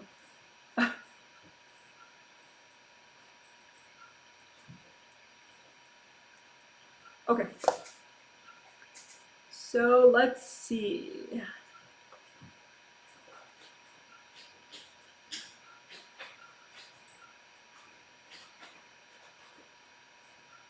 Let's call back stuff. Abel, cut it out. Hold on, I have to deal with my dog. I'll be right back. I'll just take a sec. Abel. Abel. Abel. Abel. You good.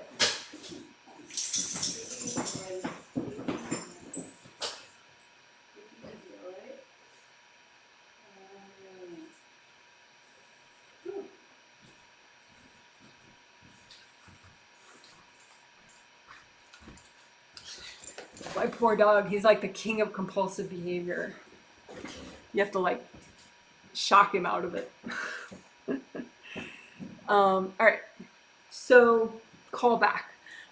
So I talked about this in the intro. We're going to call back a couple things. One is your energy that is positive, and one is your energy that's not so positive, and then we'll just blow that up. So first we will call back the stuff that's not so positive, and we'll just blow that up. So that's just stuff that you dumped on other people. Like in the example I used, you know, like if you told someone, this is all your fault, you know, and so you gave them a chunk of their energy. Rather than just communicating it, you gave them a chunk of pain, you know, hard energy that sort of said that message. So now they have that in their space sort of swimming around. So make a big gold sphere, gold magnet, gold cube, gold box, whatever, and call back anything that you've thrown at other people, anything you've dumped at other people. So hard objects, angry messages, whatever. And just call it into your gold magnet.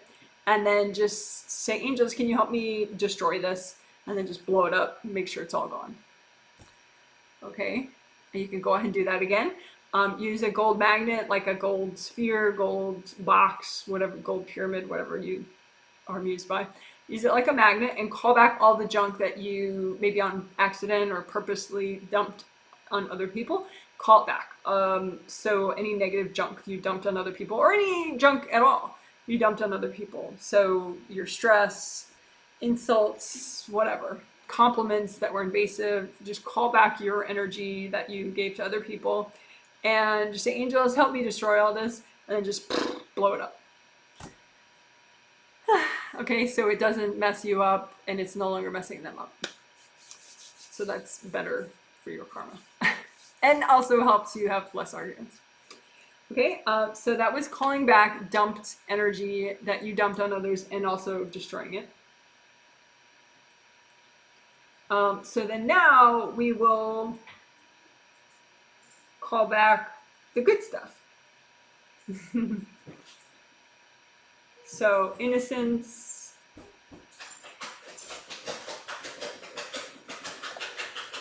able.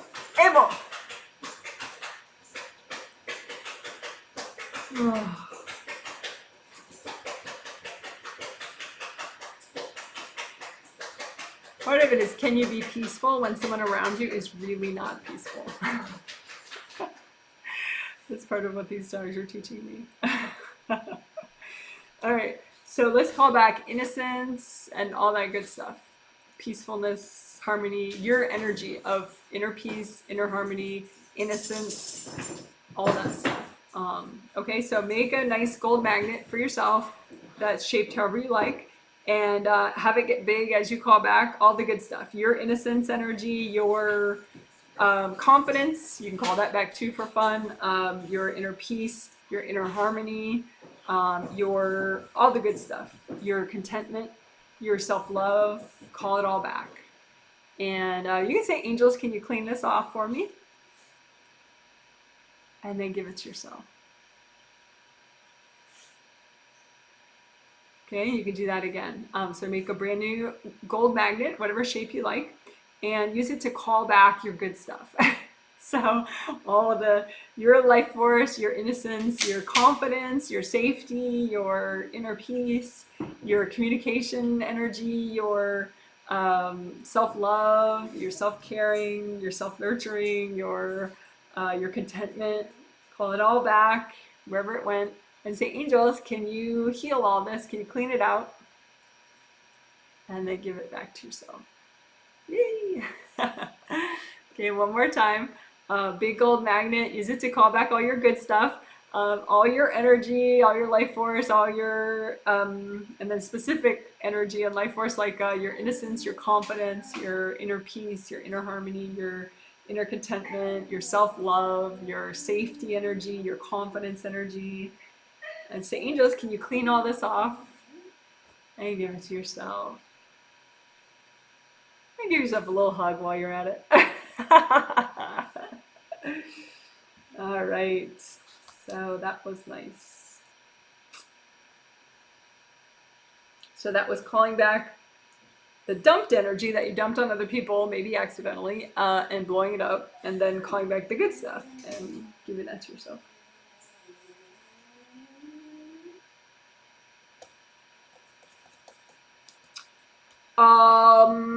Let's do more flower healing for boundaries. So it'll be like a two-part thing. Flower healing for boundaries.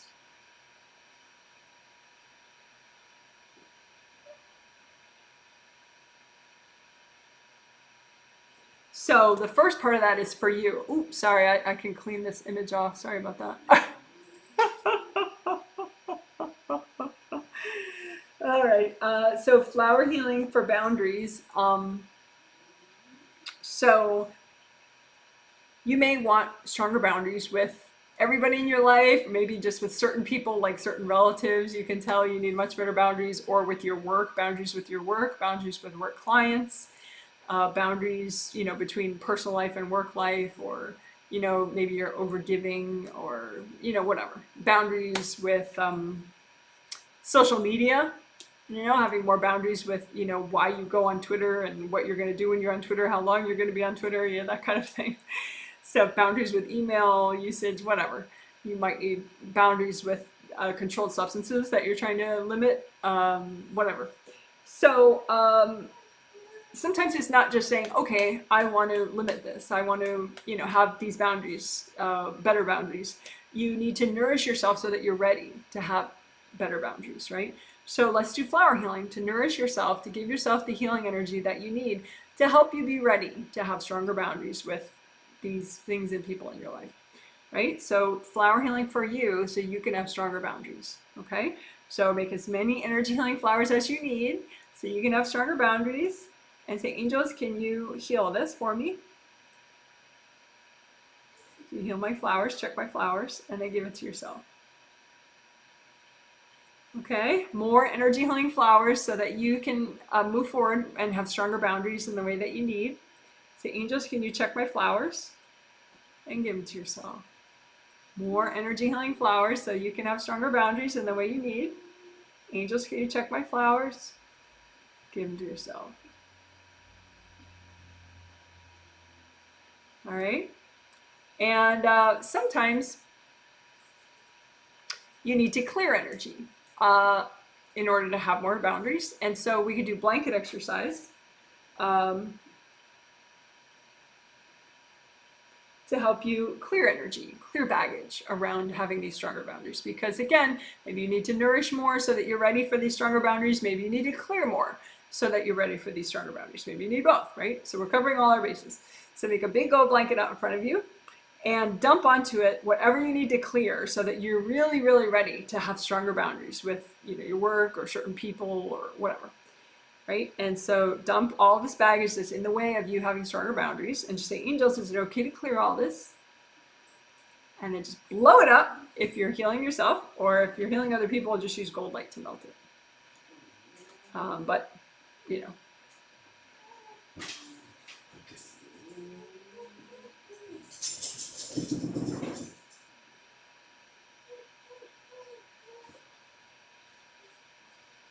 So again, big old blanket out in front of you. Any baggage that's in your way of having stronger boundaries with other people or with, you know, your work or whatever. And then melt the baggage with gold light.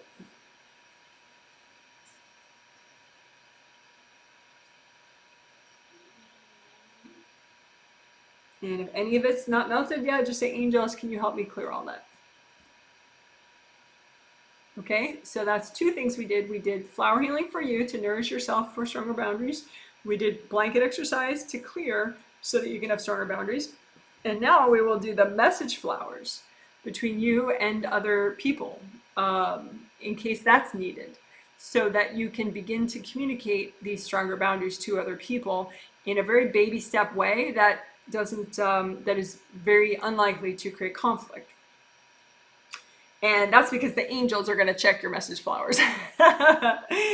And you'll put them at a respectful distance in front of the person. So you don't have to really know who it is. You can just imagine people, like miscellaneous people, whoever you need stronger boundaries with. And it can be a whole group of people, or it could be just be a representation of Twitter or, you know, Facebook or TV or, you know, whatever, substances or whatever. And, well, I guess substances you don't have to talk to, Twitter you don't have to talk to. So only if there's specific people that you need boundaries with. Imagine those out in front of you. And just create the message flowers that, okay, you know, just like sort of explain the new boundaries that you're going to need to have, you know, and like the little tiny steps that can be taken over time to get there. Okay, and then just, you know, explain like why you need them, how it's going to help both of you, and just have your angels check the flowers, and they will fix them so that they're not too triggering for whoever you're going to give them to, right? And then you imagine the people and imagine the front edge of their aura, and imagine like at least 6 feet in front of that even. And so it's really, really, really not in your aura, in their auras that you're dumping it. It's like way in front, right? So just lay down the message flowers that they need. I say, angels, can you double check all these message flowers so I give the right ones to the right people and they're all appropriate? So the angels checked them all. And now you can just say hi to those people, even if you don't know who they are. Just say, hi, these flowers are for you. The angels checked them. And giving flowers to multiple people at once is not considered group healing. So it's safe. It's not like group healing. Group healing is very risky. That's what I do, but it's very, very risky, and it comes with a lot of sort of punishing stuff. Like you have to deal with so much. So that's not what this is. This is like at the level of just individual one-on-one communication. So it's not dangerous or risky.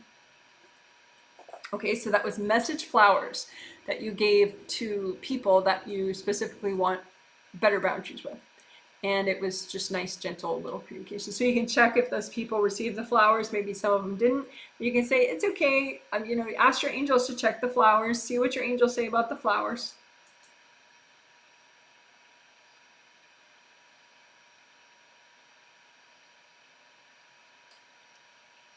Okay, good job. So that was sort of a 3-part system to have stronger boundaries. First, flower healing to nourish yourself, then blanket exercise to clear, so you're really ready for stronger boundaries, and then message flowers for the people that you need stronger boundaries with, that are super checked by the angels, so they're very baby step and non-triggering. Good job, good job. Alrighty.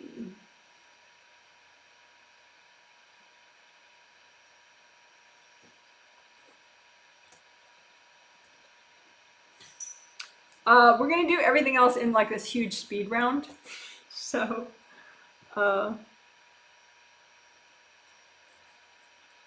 self-punishment angel agreements, I explained them 2 days ago. It's just from lifetimes, generally past lives, where you did something that you thought was really not good to do, and then you felt really ashamed afterwards, or, you know, bad about it. And so you decided you deserved to be punished. And, you know, you felt so guilty. And so sometimes you get negative spirits to punish you, and we already dealt with that 2 days ago. So that's not an issue that we're going to do again. But sometimes you have angels that you ask to punish you, and that's not as unwise as the other flavor. So what we're gonna do is we're gonna clear, though, you know, because it's better to just do good deeds to make up for the bad stuff you did rather than punish yourself. So you just line up all the self-punishment agreements that you have that are healthy and gentle to clear right now, that you're ready to clear right now. And just imagine those agreements. And we already dealt with, you know, flower healing so that you're ready for this. And so go ahead and just melt the agreements. Just imagine them like pieces of paper or rocks out in front of you, and just melt them all.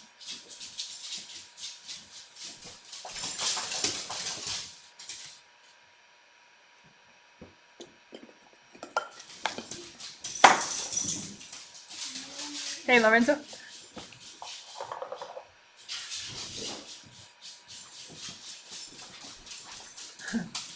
Just melt all the pieces of paper representing these agreements that you need to clear.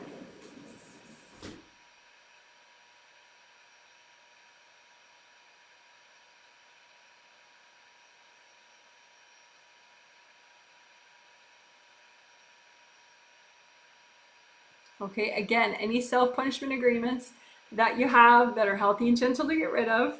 And if you're hesitant about any of them, just give your heart chakra some gold light. because that helps you feel self-worth. It helps you feel good enough. It helps you feel gratitude, positivity, so that you're less likely to want to just ruin yourself and your life just for nothing. Okay? So lots of gold light to your fourth chakra. And then just imagine any remaining self-punishment agreements that are really healthy for you to clear right now. Imagine them like pieces of paper or rocks and just melt them with gold light. Just say, angels, help me do this.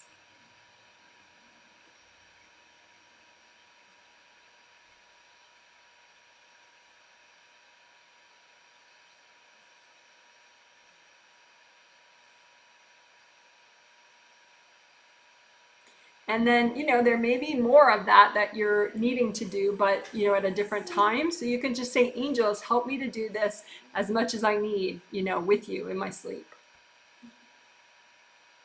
Just so that you're sure to do it, and it'll just be at the right pacing. Your angels will help you with that. Just, you could say like, I'm going to let my angels help me with this. So then you don't have to worry about when. Okay, good job. So that was a speed round of clearing self-punishment angel agreements, like a 4-minute version. Clearing problem astral levels, I'm just going to do in like 1 minute. So they're just places on the astral where you keep a lot of your junk, and maybe you've done it for decades, so it really weighs you down at this point and can even affect your sleep. So you just imagine them as like little rooms far away full of junk, like little storage units of your junk, and just melt them away. Say, angels, help me do this, and just melt all your junk astral storage levels. Melt them away. There's no good reason to just keep all sorts of pain and junk. So just say, angels, help me do this, and melt all your problem astral levels.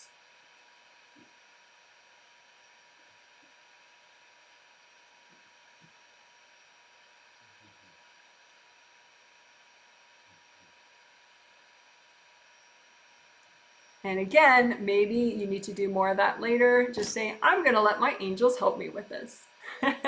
Or whatever version of that you want to say. But, hey, if I need this more, I want to let my angels help me.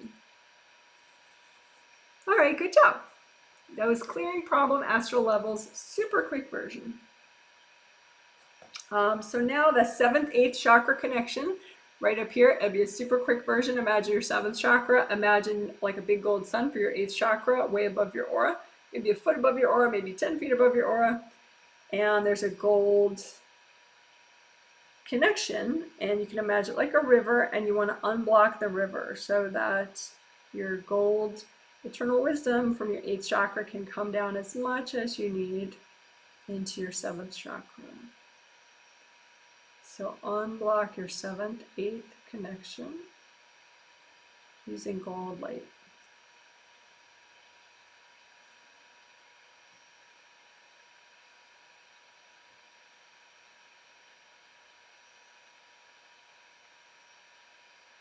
And again, do to the extent that's healthy and gentle. Deep breath, breathe into your toes, stay here, breathe into your hips. All right, so that was unblocking the 7th, 8th connection. We'll do a very quick 5th layer.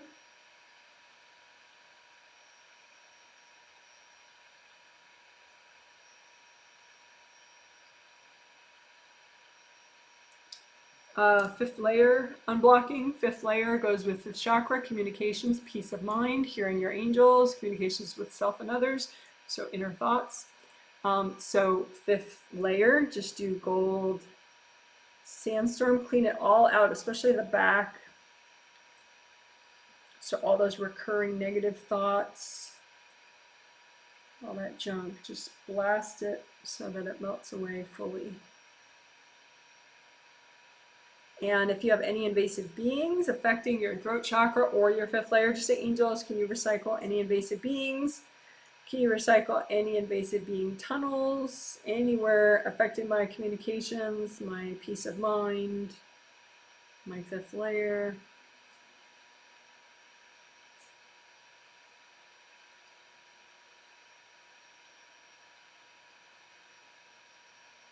So gold light throughout your fifth layer, which goes behind you, in front of you, to the sides. Melt away any blocks, clear out any people's energy, any invasive beings. Just have your angels recycle those.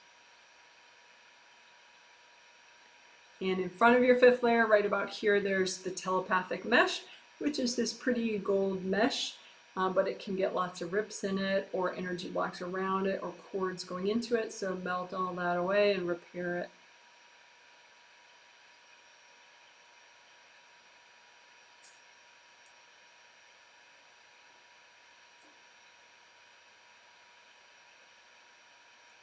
So as I said in the intro, if you keep arguing with somebody in your mind, it's possible that they're cording your telepathic mesh here in the front. So you repair it like we're doing, and you melt away their cords. You unblock that whole area so it's not so easy for them to do in the future. Then that's your telepathic mesh area, which is in front of your neck in your fifth layer. We're repairing it and melting away cords and unblocking it. And again, your whole fifth layer and your fifth chakra, round opening in the front, round opening in the back. Just do a little bit extra on your fifth chakra. Clear out anything in the way of your inner peace.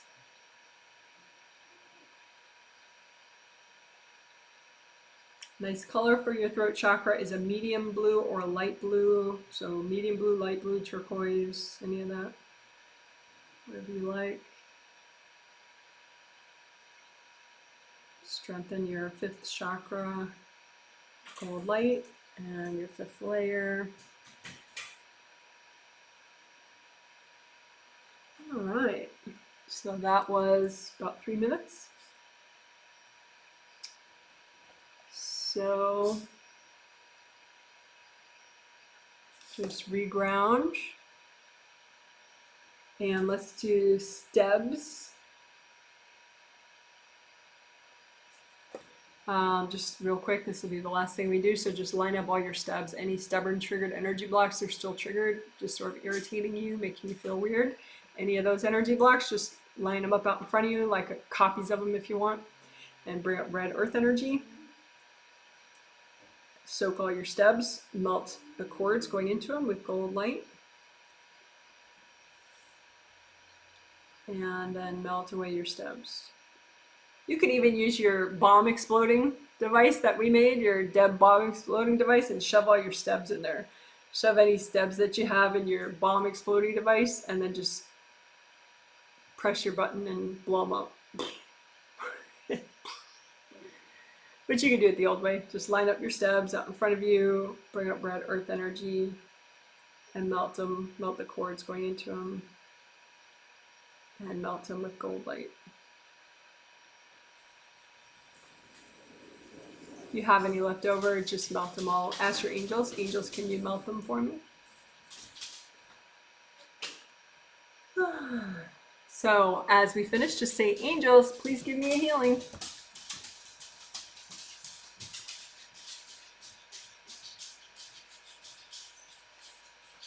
And yeah, that's it. We did it. Yay!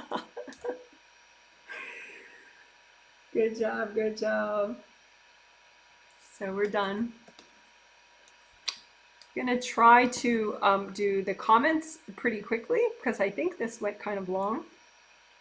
So I'll try to shoot for 11 minutes of chit chat and feedback on how the healing was for you. If I don't have time to get to your comment, if you'd like, you can repost it under the video later, once it's a video, which is like, as soon as we're done, it'll become a video. You can post any questions or comments under that. Please feel free to give this a thumbs up if you liked the live stream, you want other people to see it, because that helps. Okay, lots of comments. I'm gonna have to speed read these.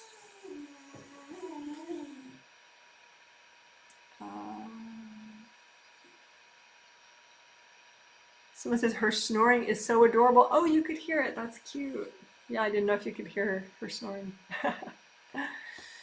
All right. Someone says, wondering if that's what happened with me last healing, doing more than what was safe and gentle, as I could feel some triggered DEBs after the healing. I don't think it was that. There was something else. I think it was just like you were bringing in a lot of new energy, and you just got tired with all the new energy coming in, and so then you had a little bit of a boundary issue with your mom. So it's like a couple things at once, but it's not because you cleared too much. It's just, it was a big deal, all that you were working on. It's kind of like you know, your work just got deeper, and so it was a couple of things at once, but you didn't do too much. Someone says, thanks for this healing, Janet. I have to run to a meeting, but I loved this set, especially the bomb chamber technique. What do my angels think is best I could continue to do from this set? Yeah, the bomb chamber is their answer. Inner peace has been hard for me, and I'd love to have more of it during the day. Yeah, bomb chamber, they keep saying it over and over. Tummy meridians and the first layer plates, they really like that too, though, that we did today. Someone says, Janet, we need Relax Your Flaps t-shirts. Oh my God. It would take so much to explain that to other people, though. Maybe just write it on your journal. You could maybe Relax Your Flaps fridge magnet or something. But just write it on your journal or something. Someone says, I've been seeing during this whole healing. Oh, nice. So something is definitely making me feel great. Nice, nice. Yeah, I think clearing the DEBs, a couple things. I think I listened to this set at 2x speed to catch up, and usually watch my videos at that. Would it not work well if I did healings fast like that for my ADHD brain? LOL. No, I think your angels are fine with that. Someone says, thank you for the healing. Meridian work feels great. Oh, good. How did your spouse do today? He has been struggling. I'm glad that you've been mentioning him in surveys, and I've been looking at him, and part of the, you know, the first layer stuff and the tummy meridian, he needed that. I mean, struggling, I think it's just he's working through energy that he needs to work through in this life. So it's not, struggling maybe implies that, you know, he's going through something unfortunate. I mean, maybe he doesn't feel great, but this is energy that he's been kind of putting off to clear for a couple lifetimes. So it's definitely due.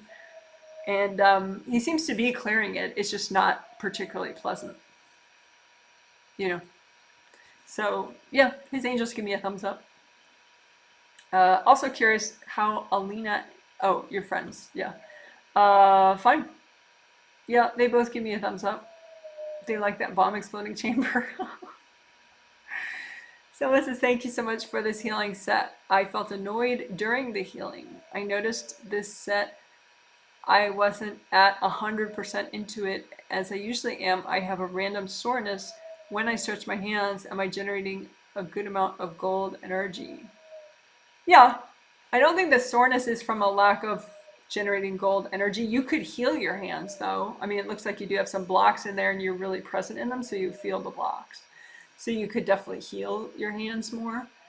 And your first layer around your hands, especially. The feeling annoyed during the healing, I think it's your mother-in-law. She just keeps throwing energy at you constantly.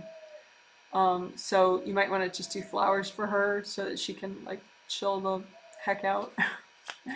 You know, like make angel message flowers and, you know, put them at a respectful distance and all that. Talk to her about her angels. But yeah, she just keeps throwing energy at you.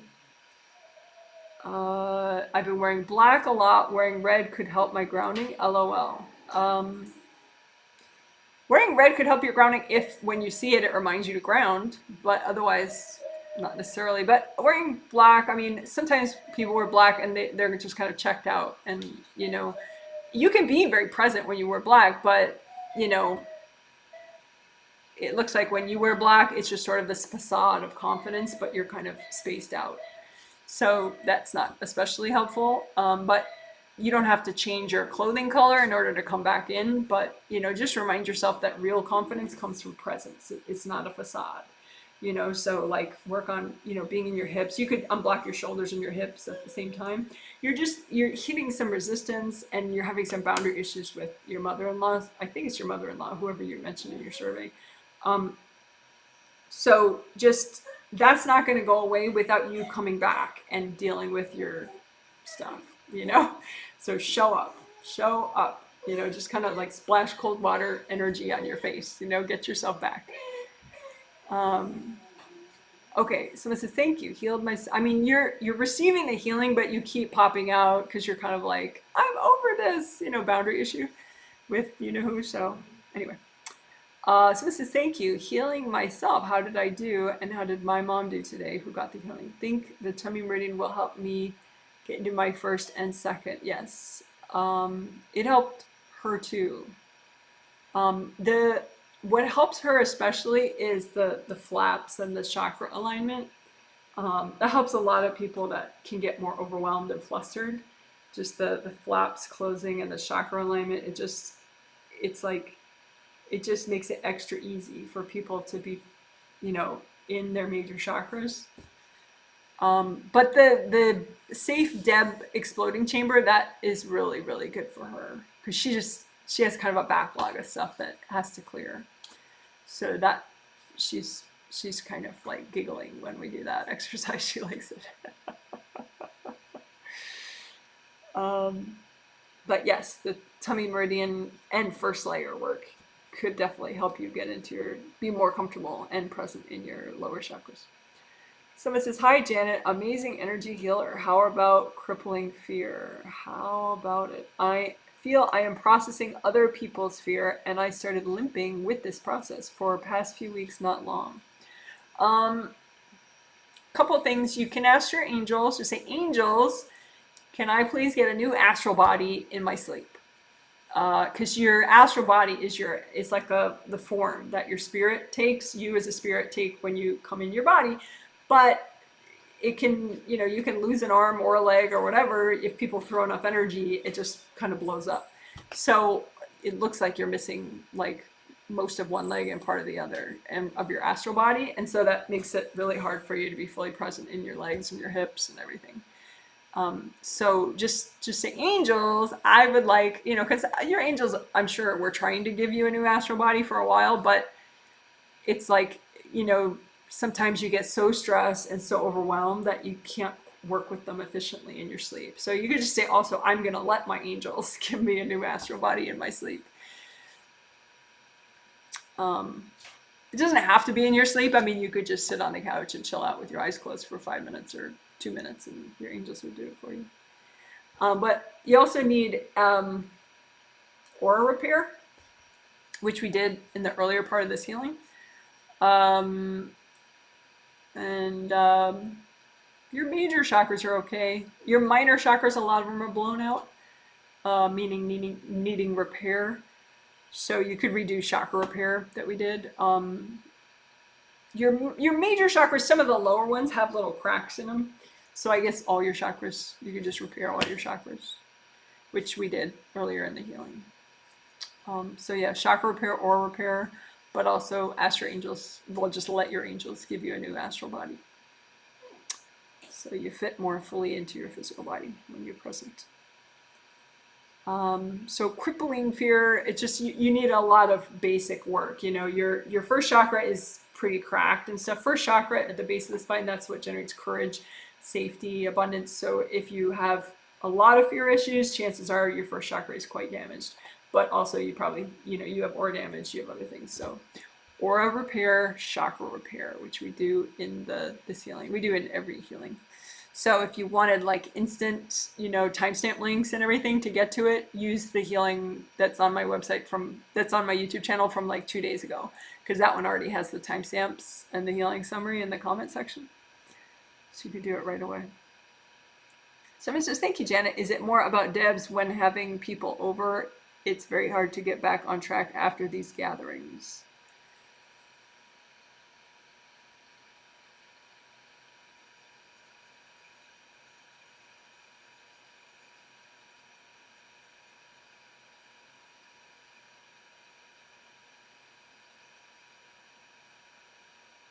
Yeah, at this point it is. Yeah.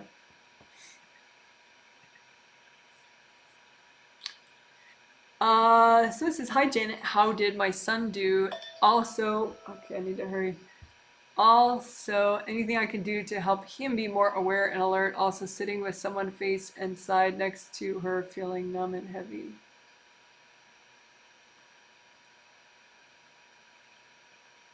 Am I being courted? Oh, I see what you're saying. Uh, yeah, see, the problem is you always focus on the people you care about, not on yourself. And so your aura gets very diffused. And so even though you're getting a healing, like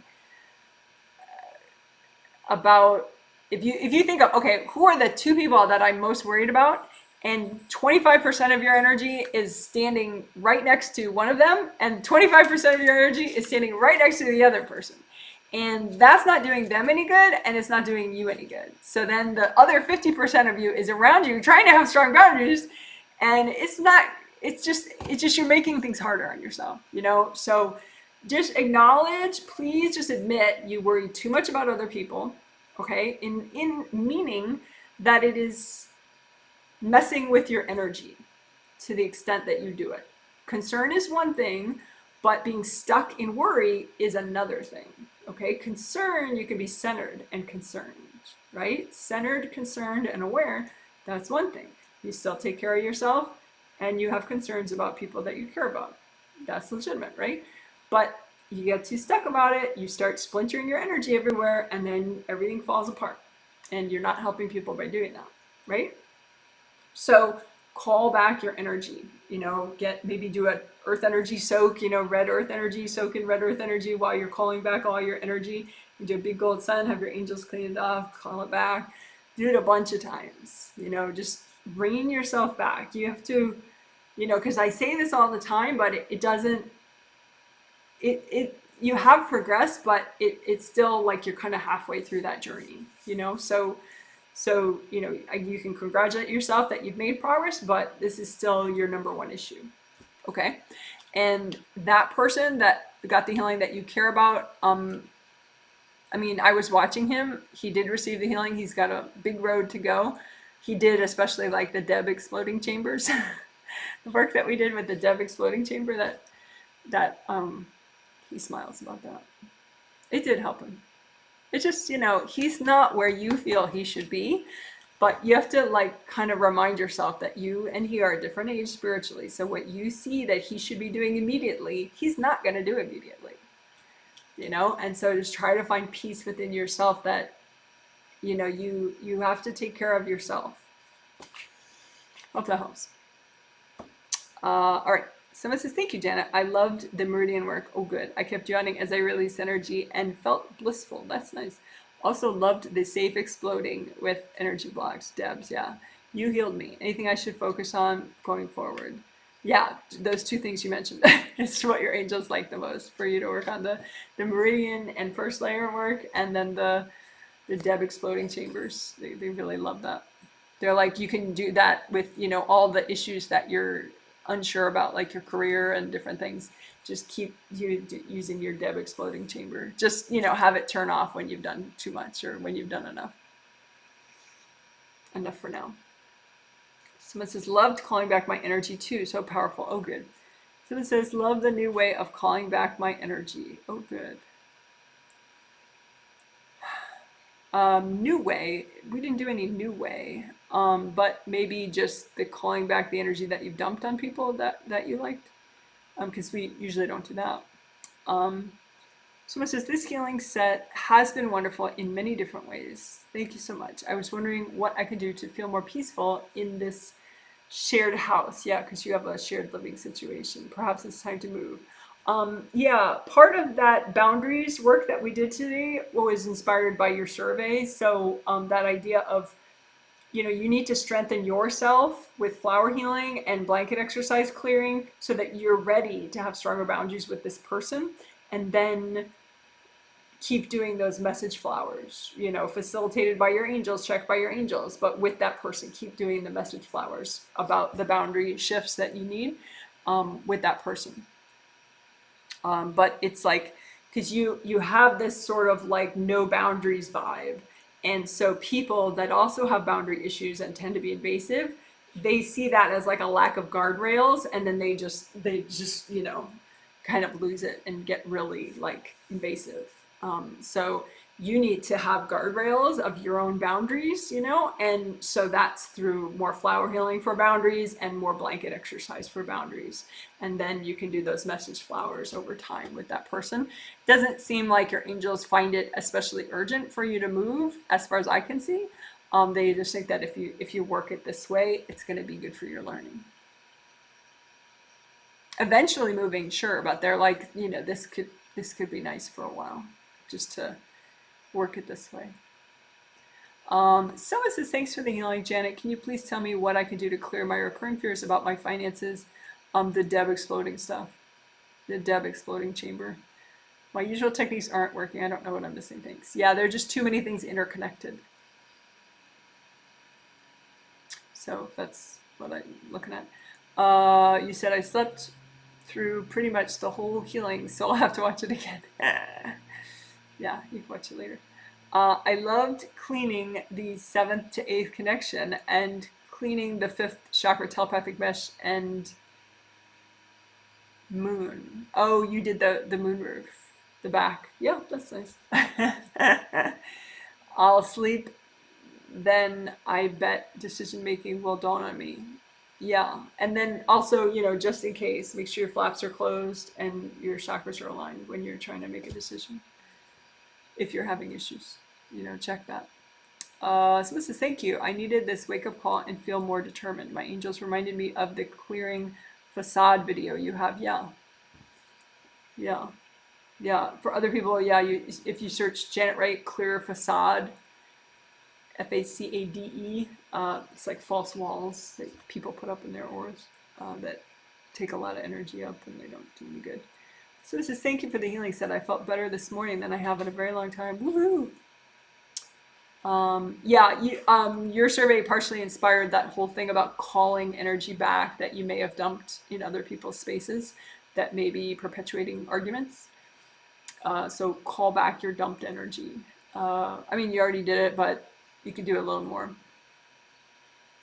Calling back dumped energy. Even like, for example, you know, a child that's around you, you may have accidentally just kind of dumped a little energy into their space. Sometimes people have like a good listener child, or, you know, kids that of course listen better than the adult that they're around, you know, and so they accidentally are like, this is what I'm going through, and they give little versions of their drama to their kids accidentally. So when you call back any dumped energy, that's even from your kids, from your spouse, whoever you dumped it on accidentally, you know, but still call it back. So this is thanks, and blow it up.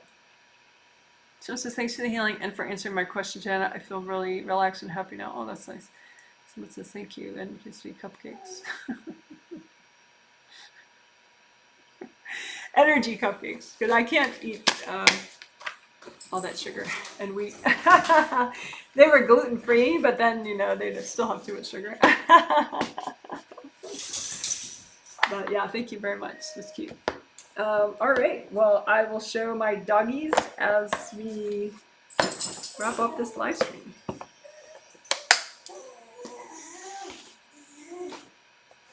Little dog sound effects for you there.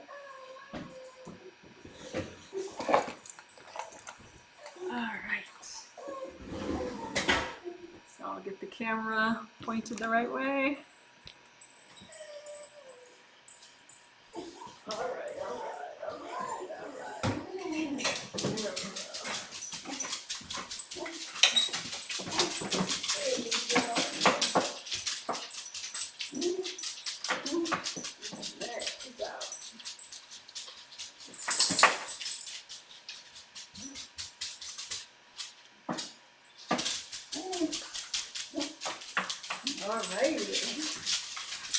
So here's a quick view of Daisy. That's Daisy. And that's Izzy. I better take them out. All right, you guys are awesome.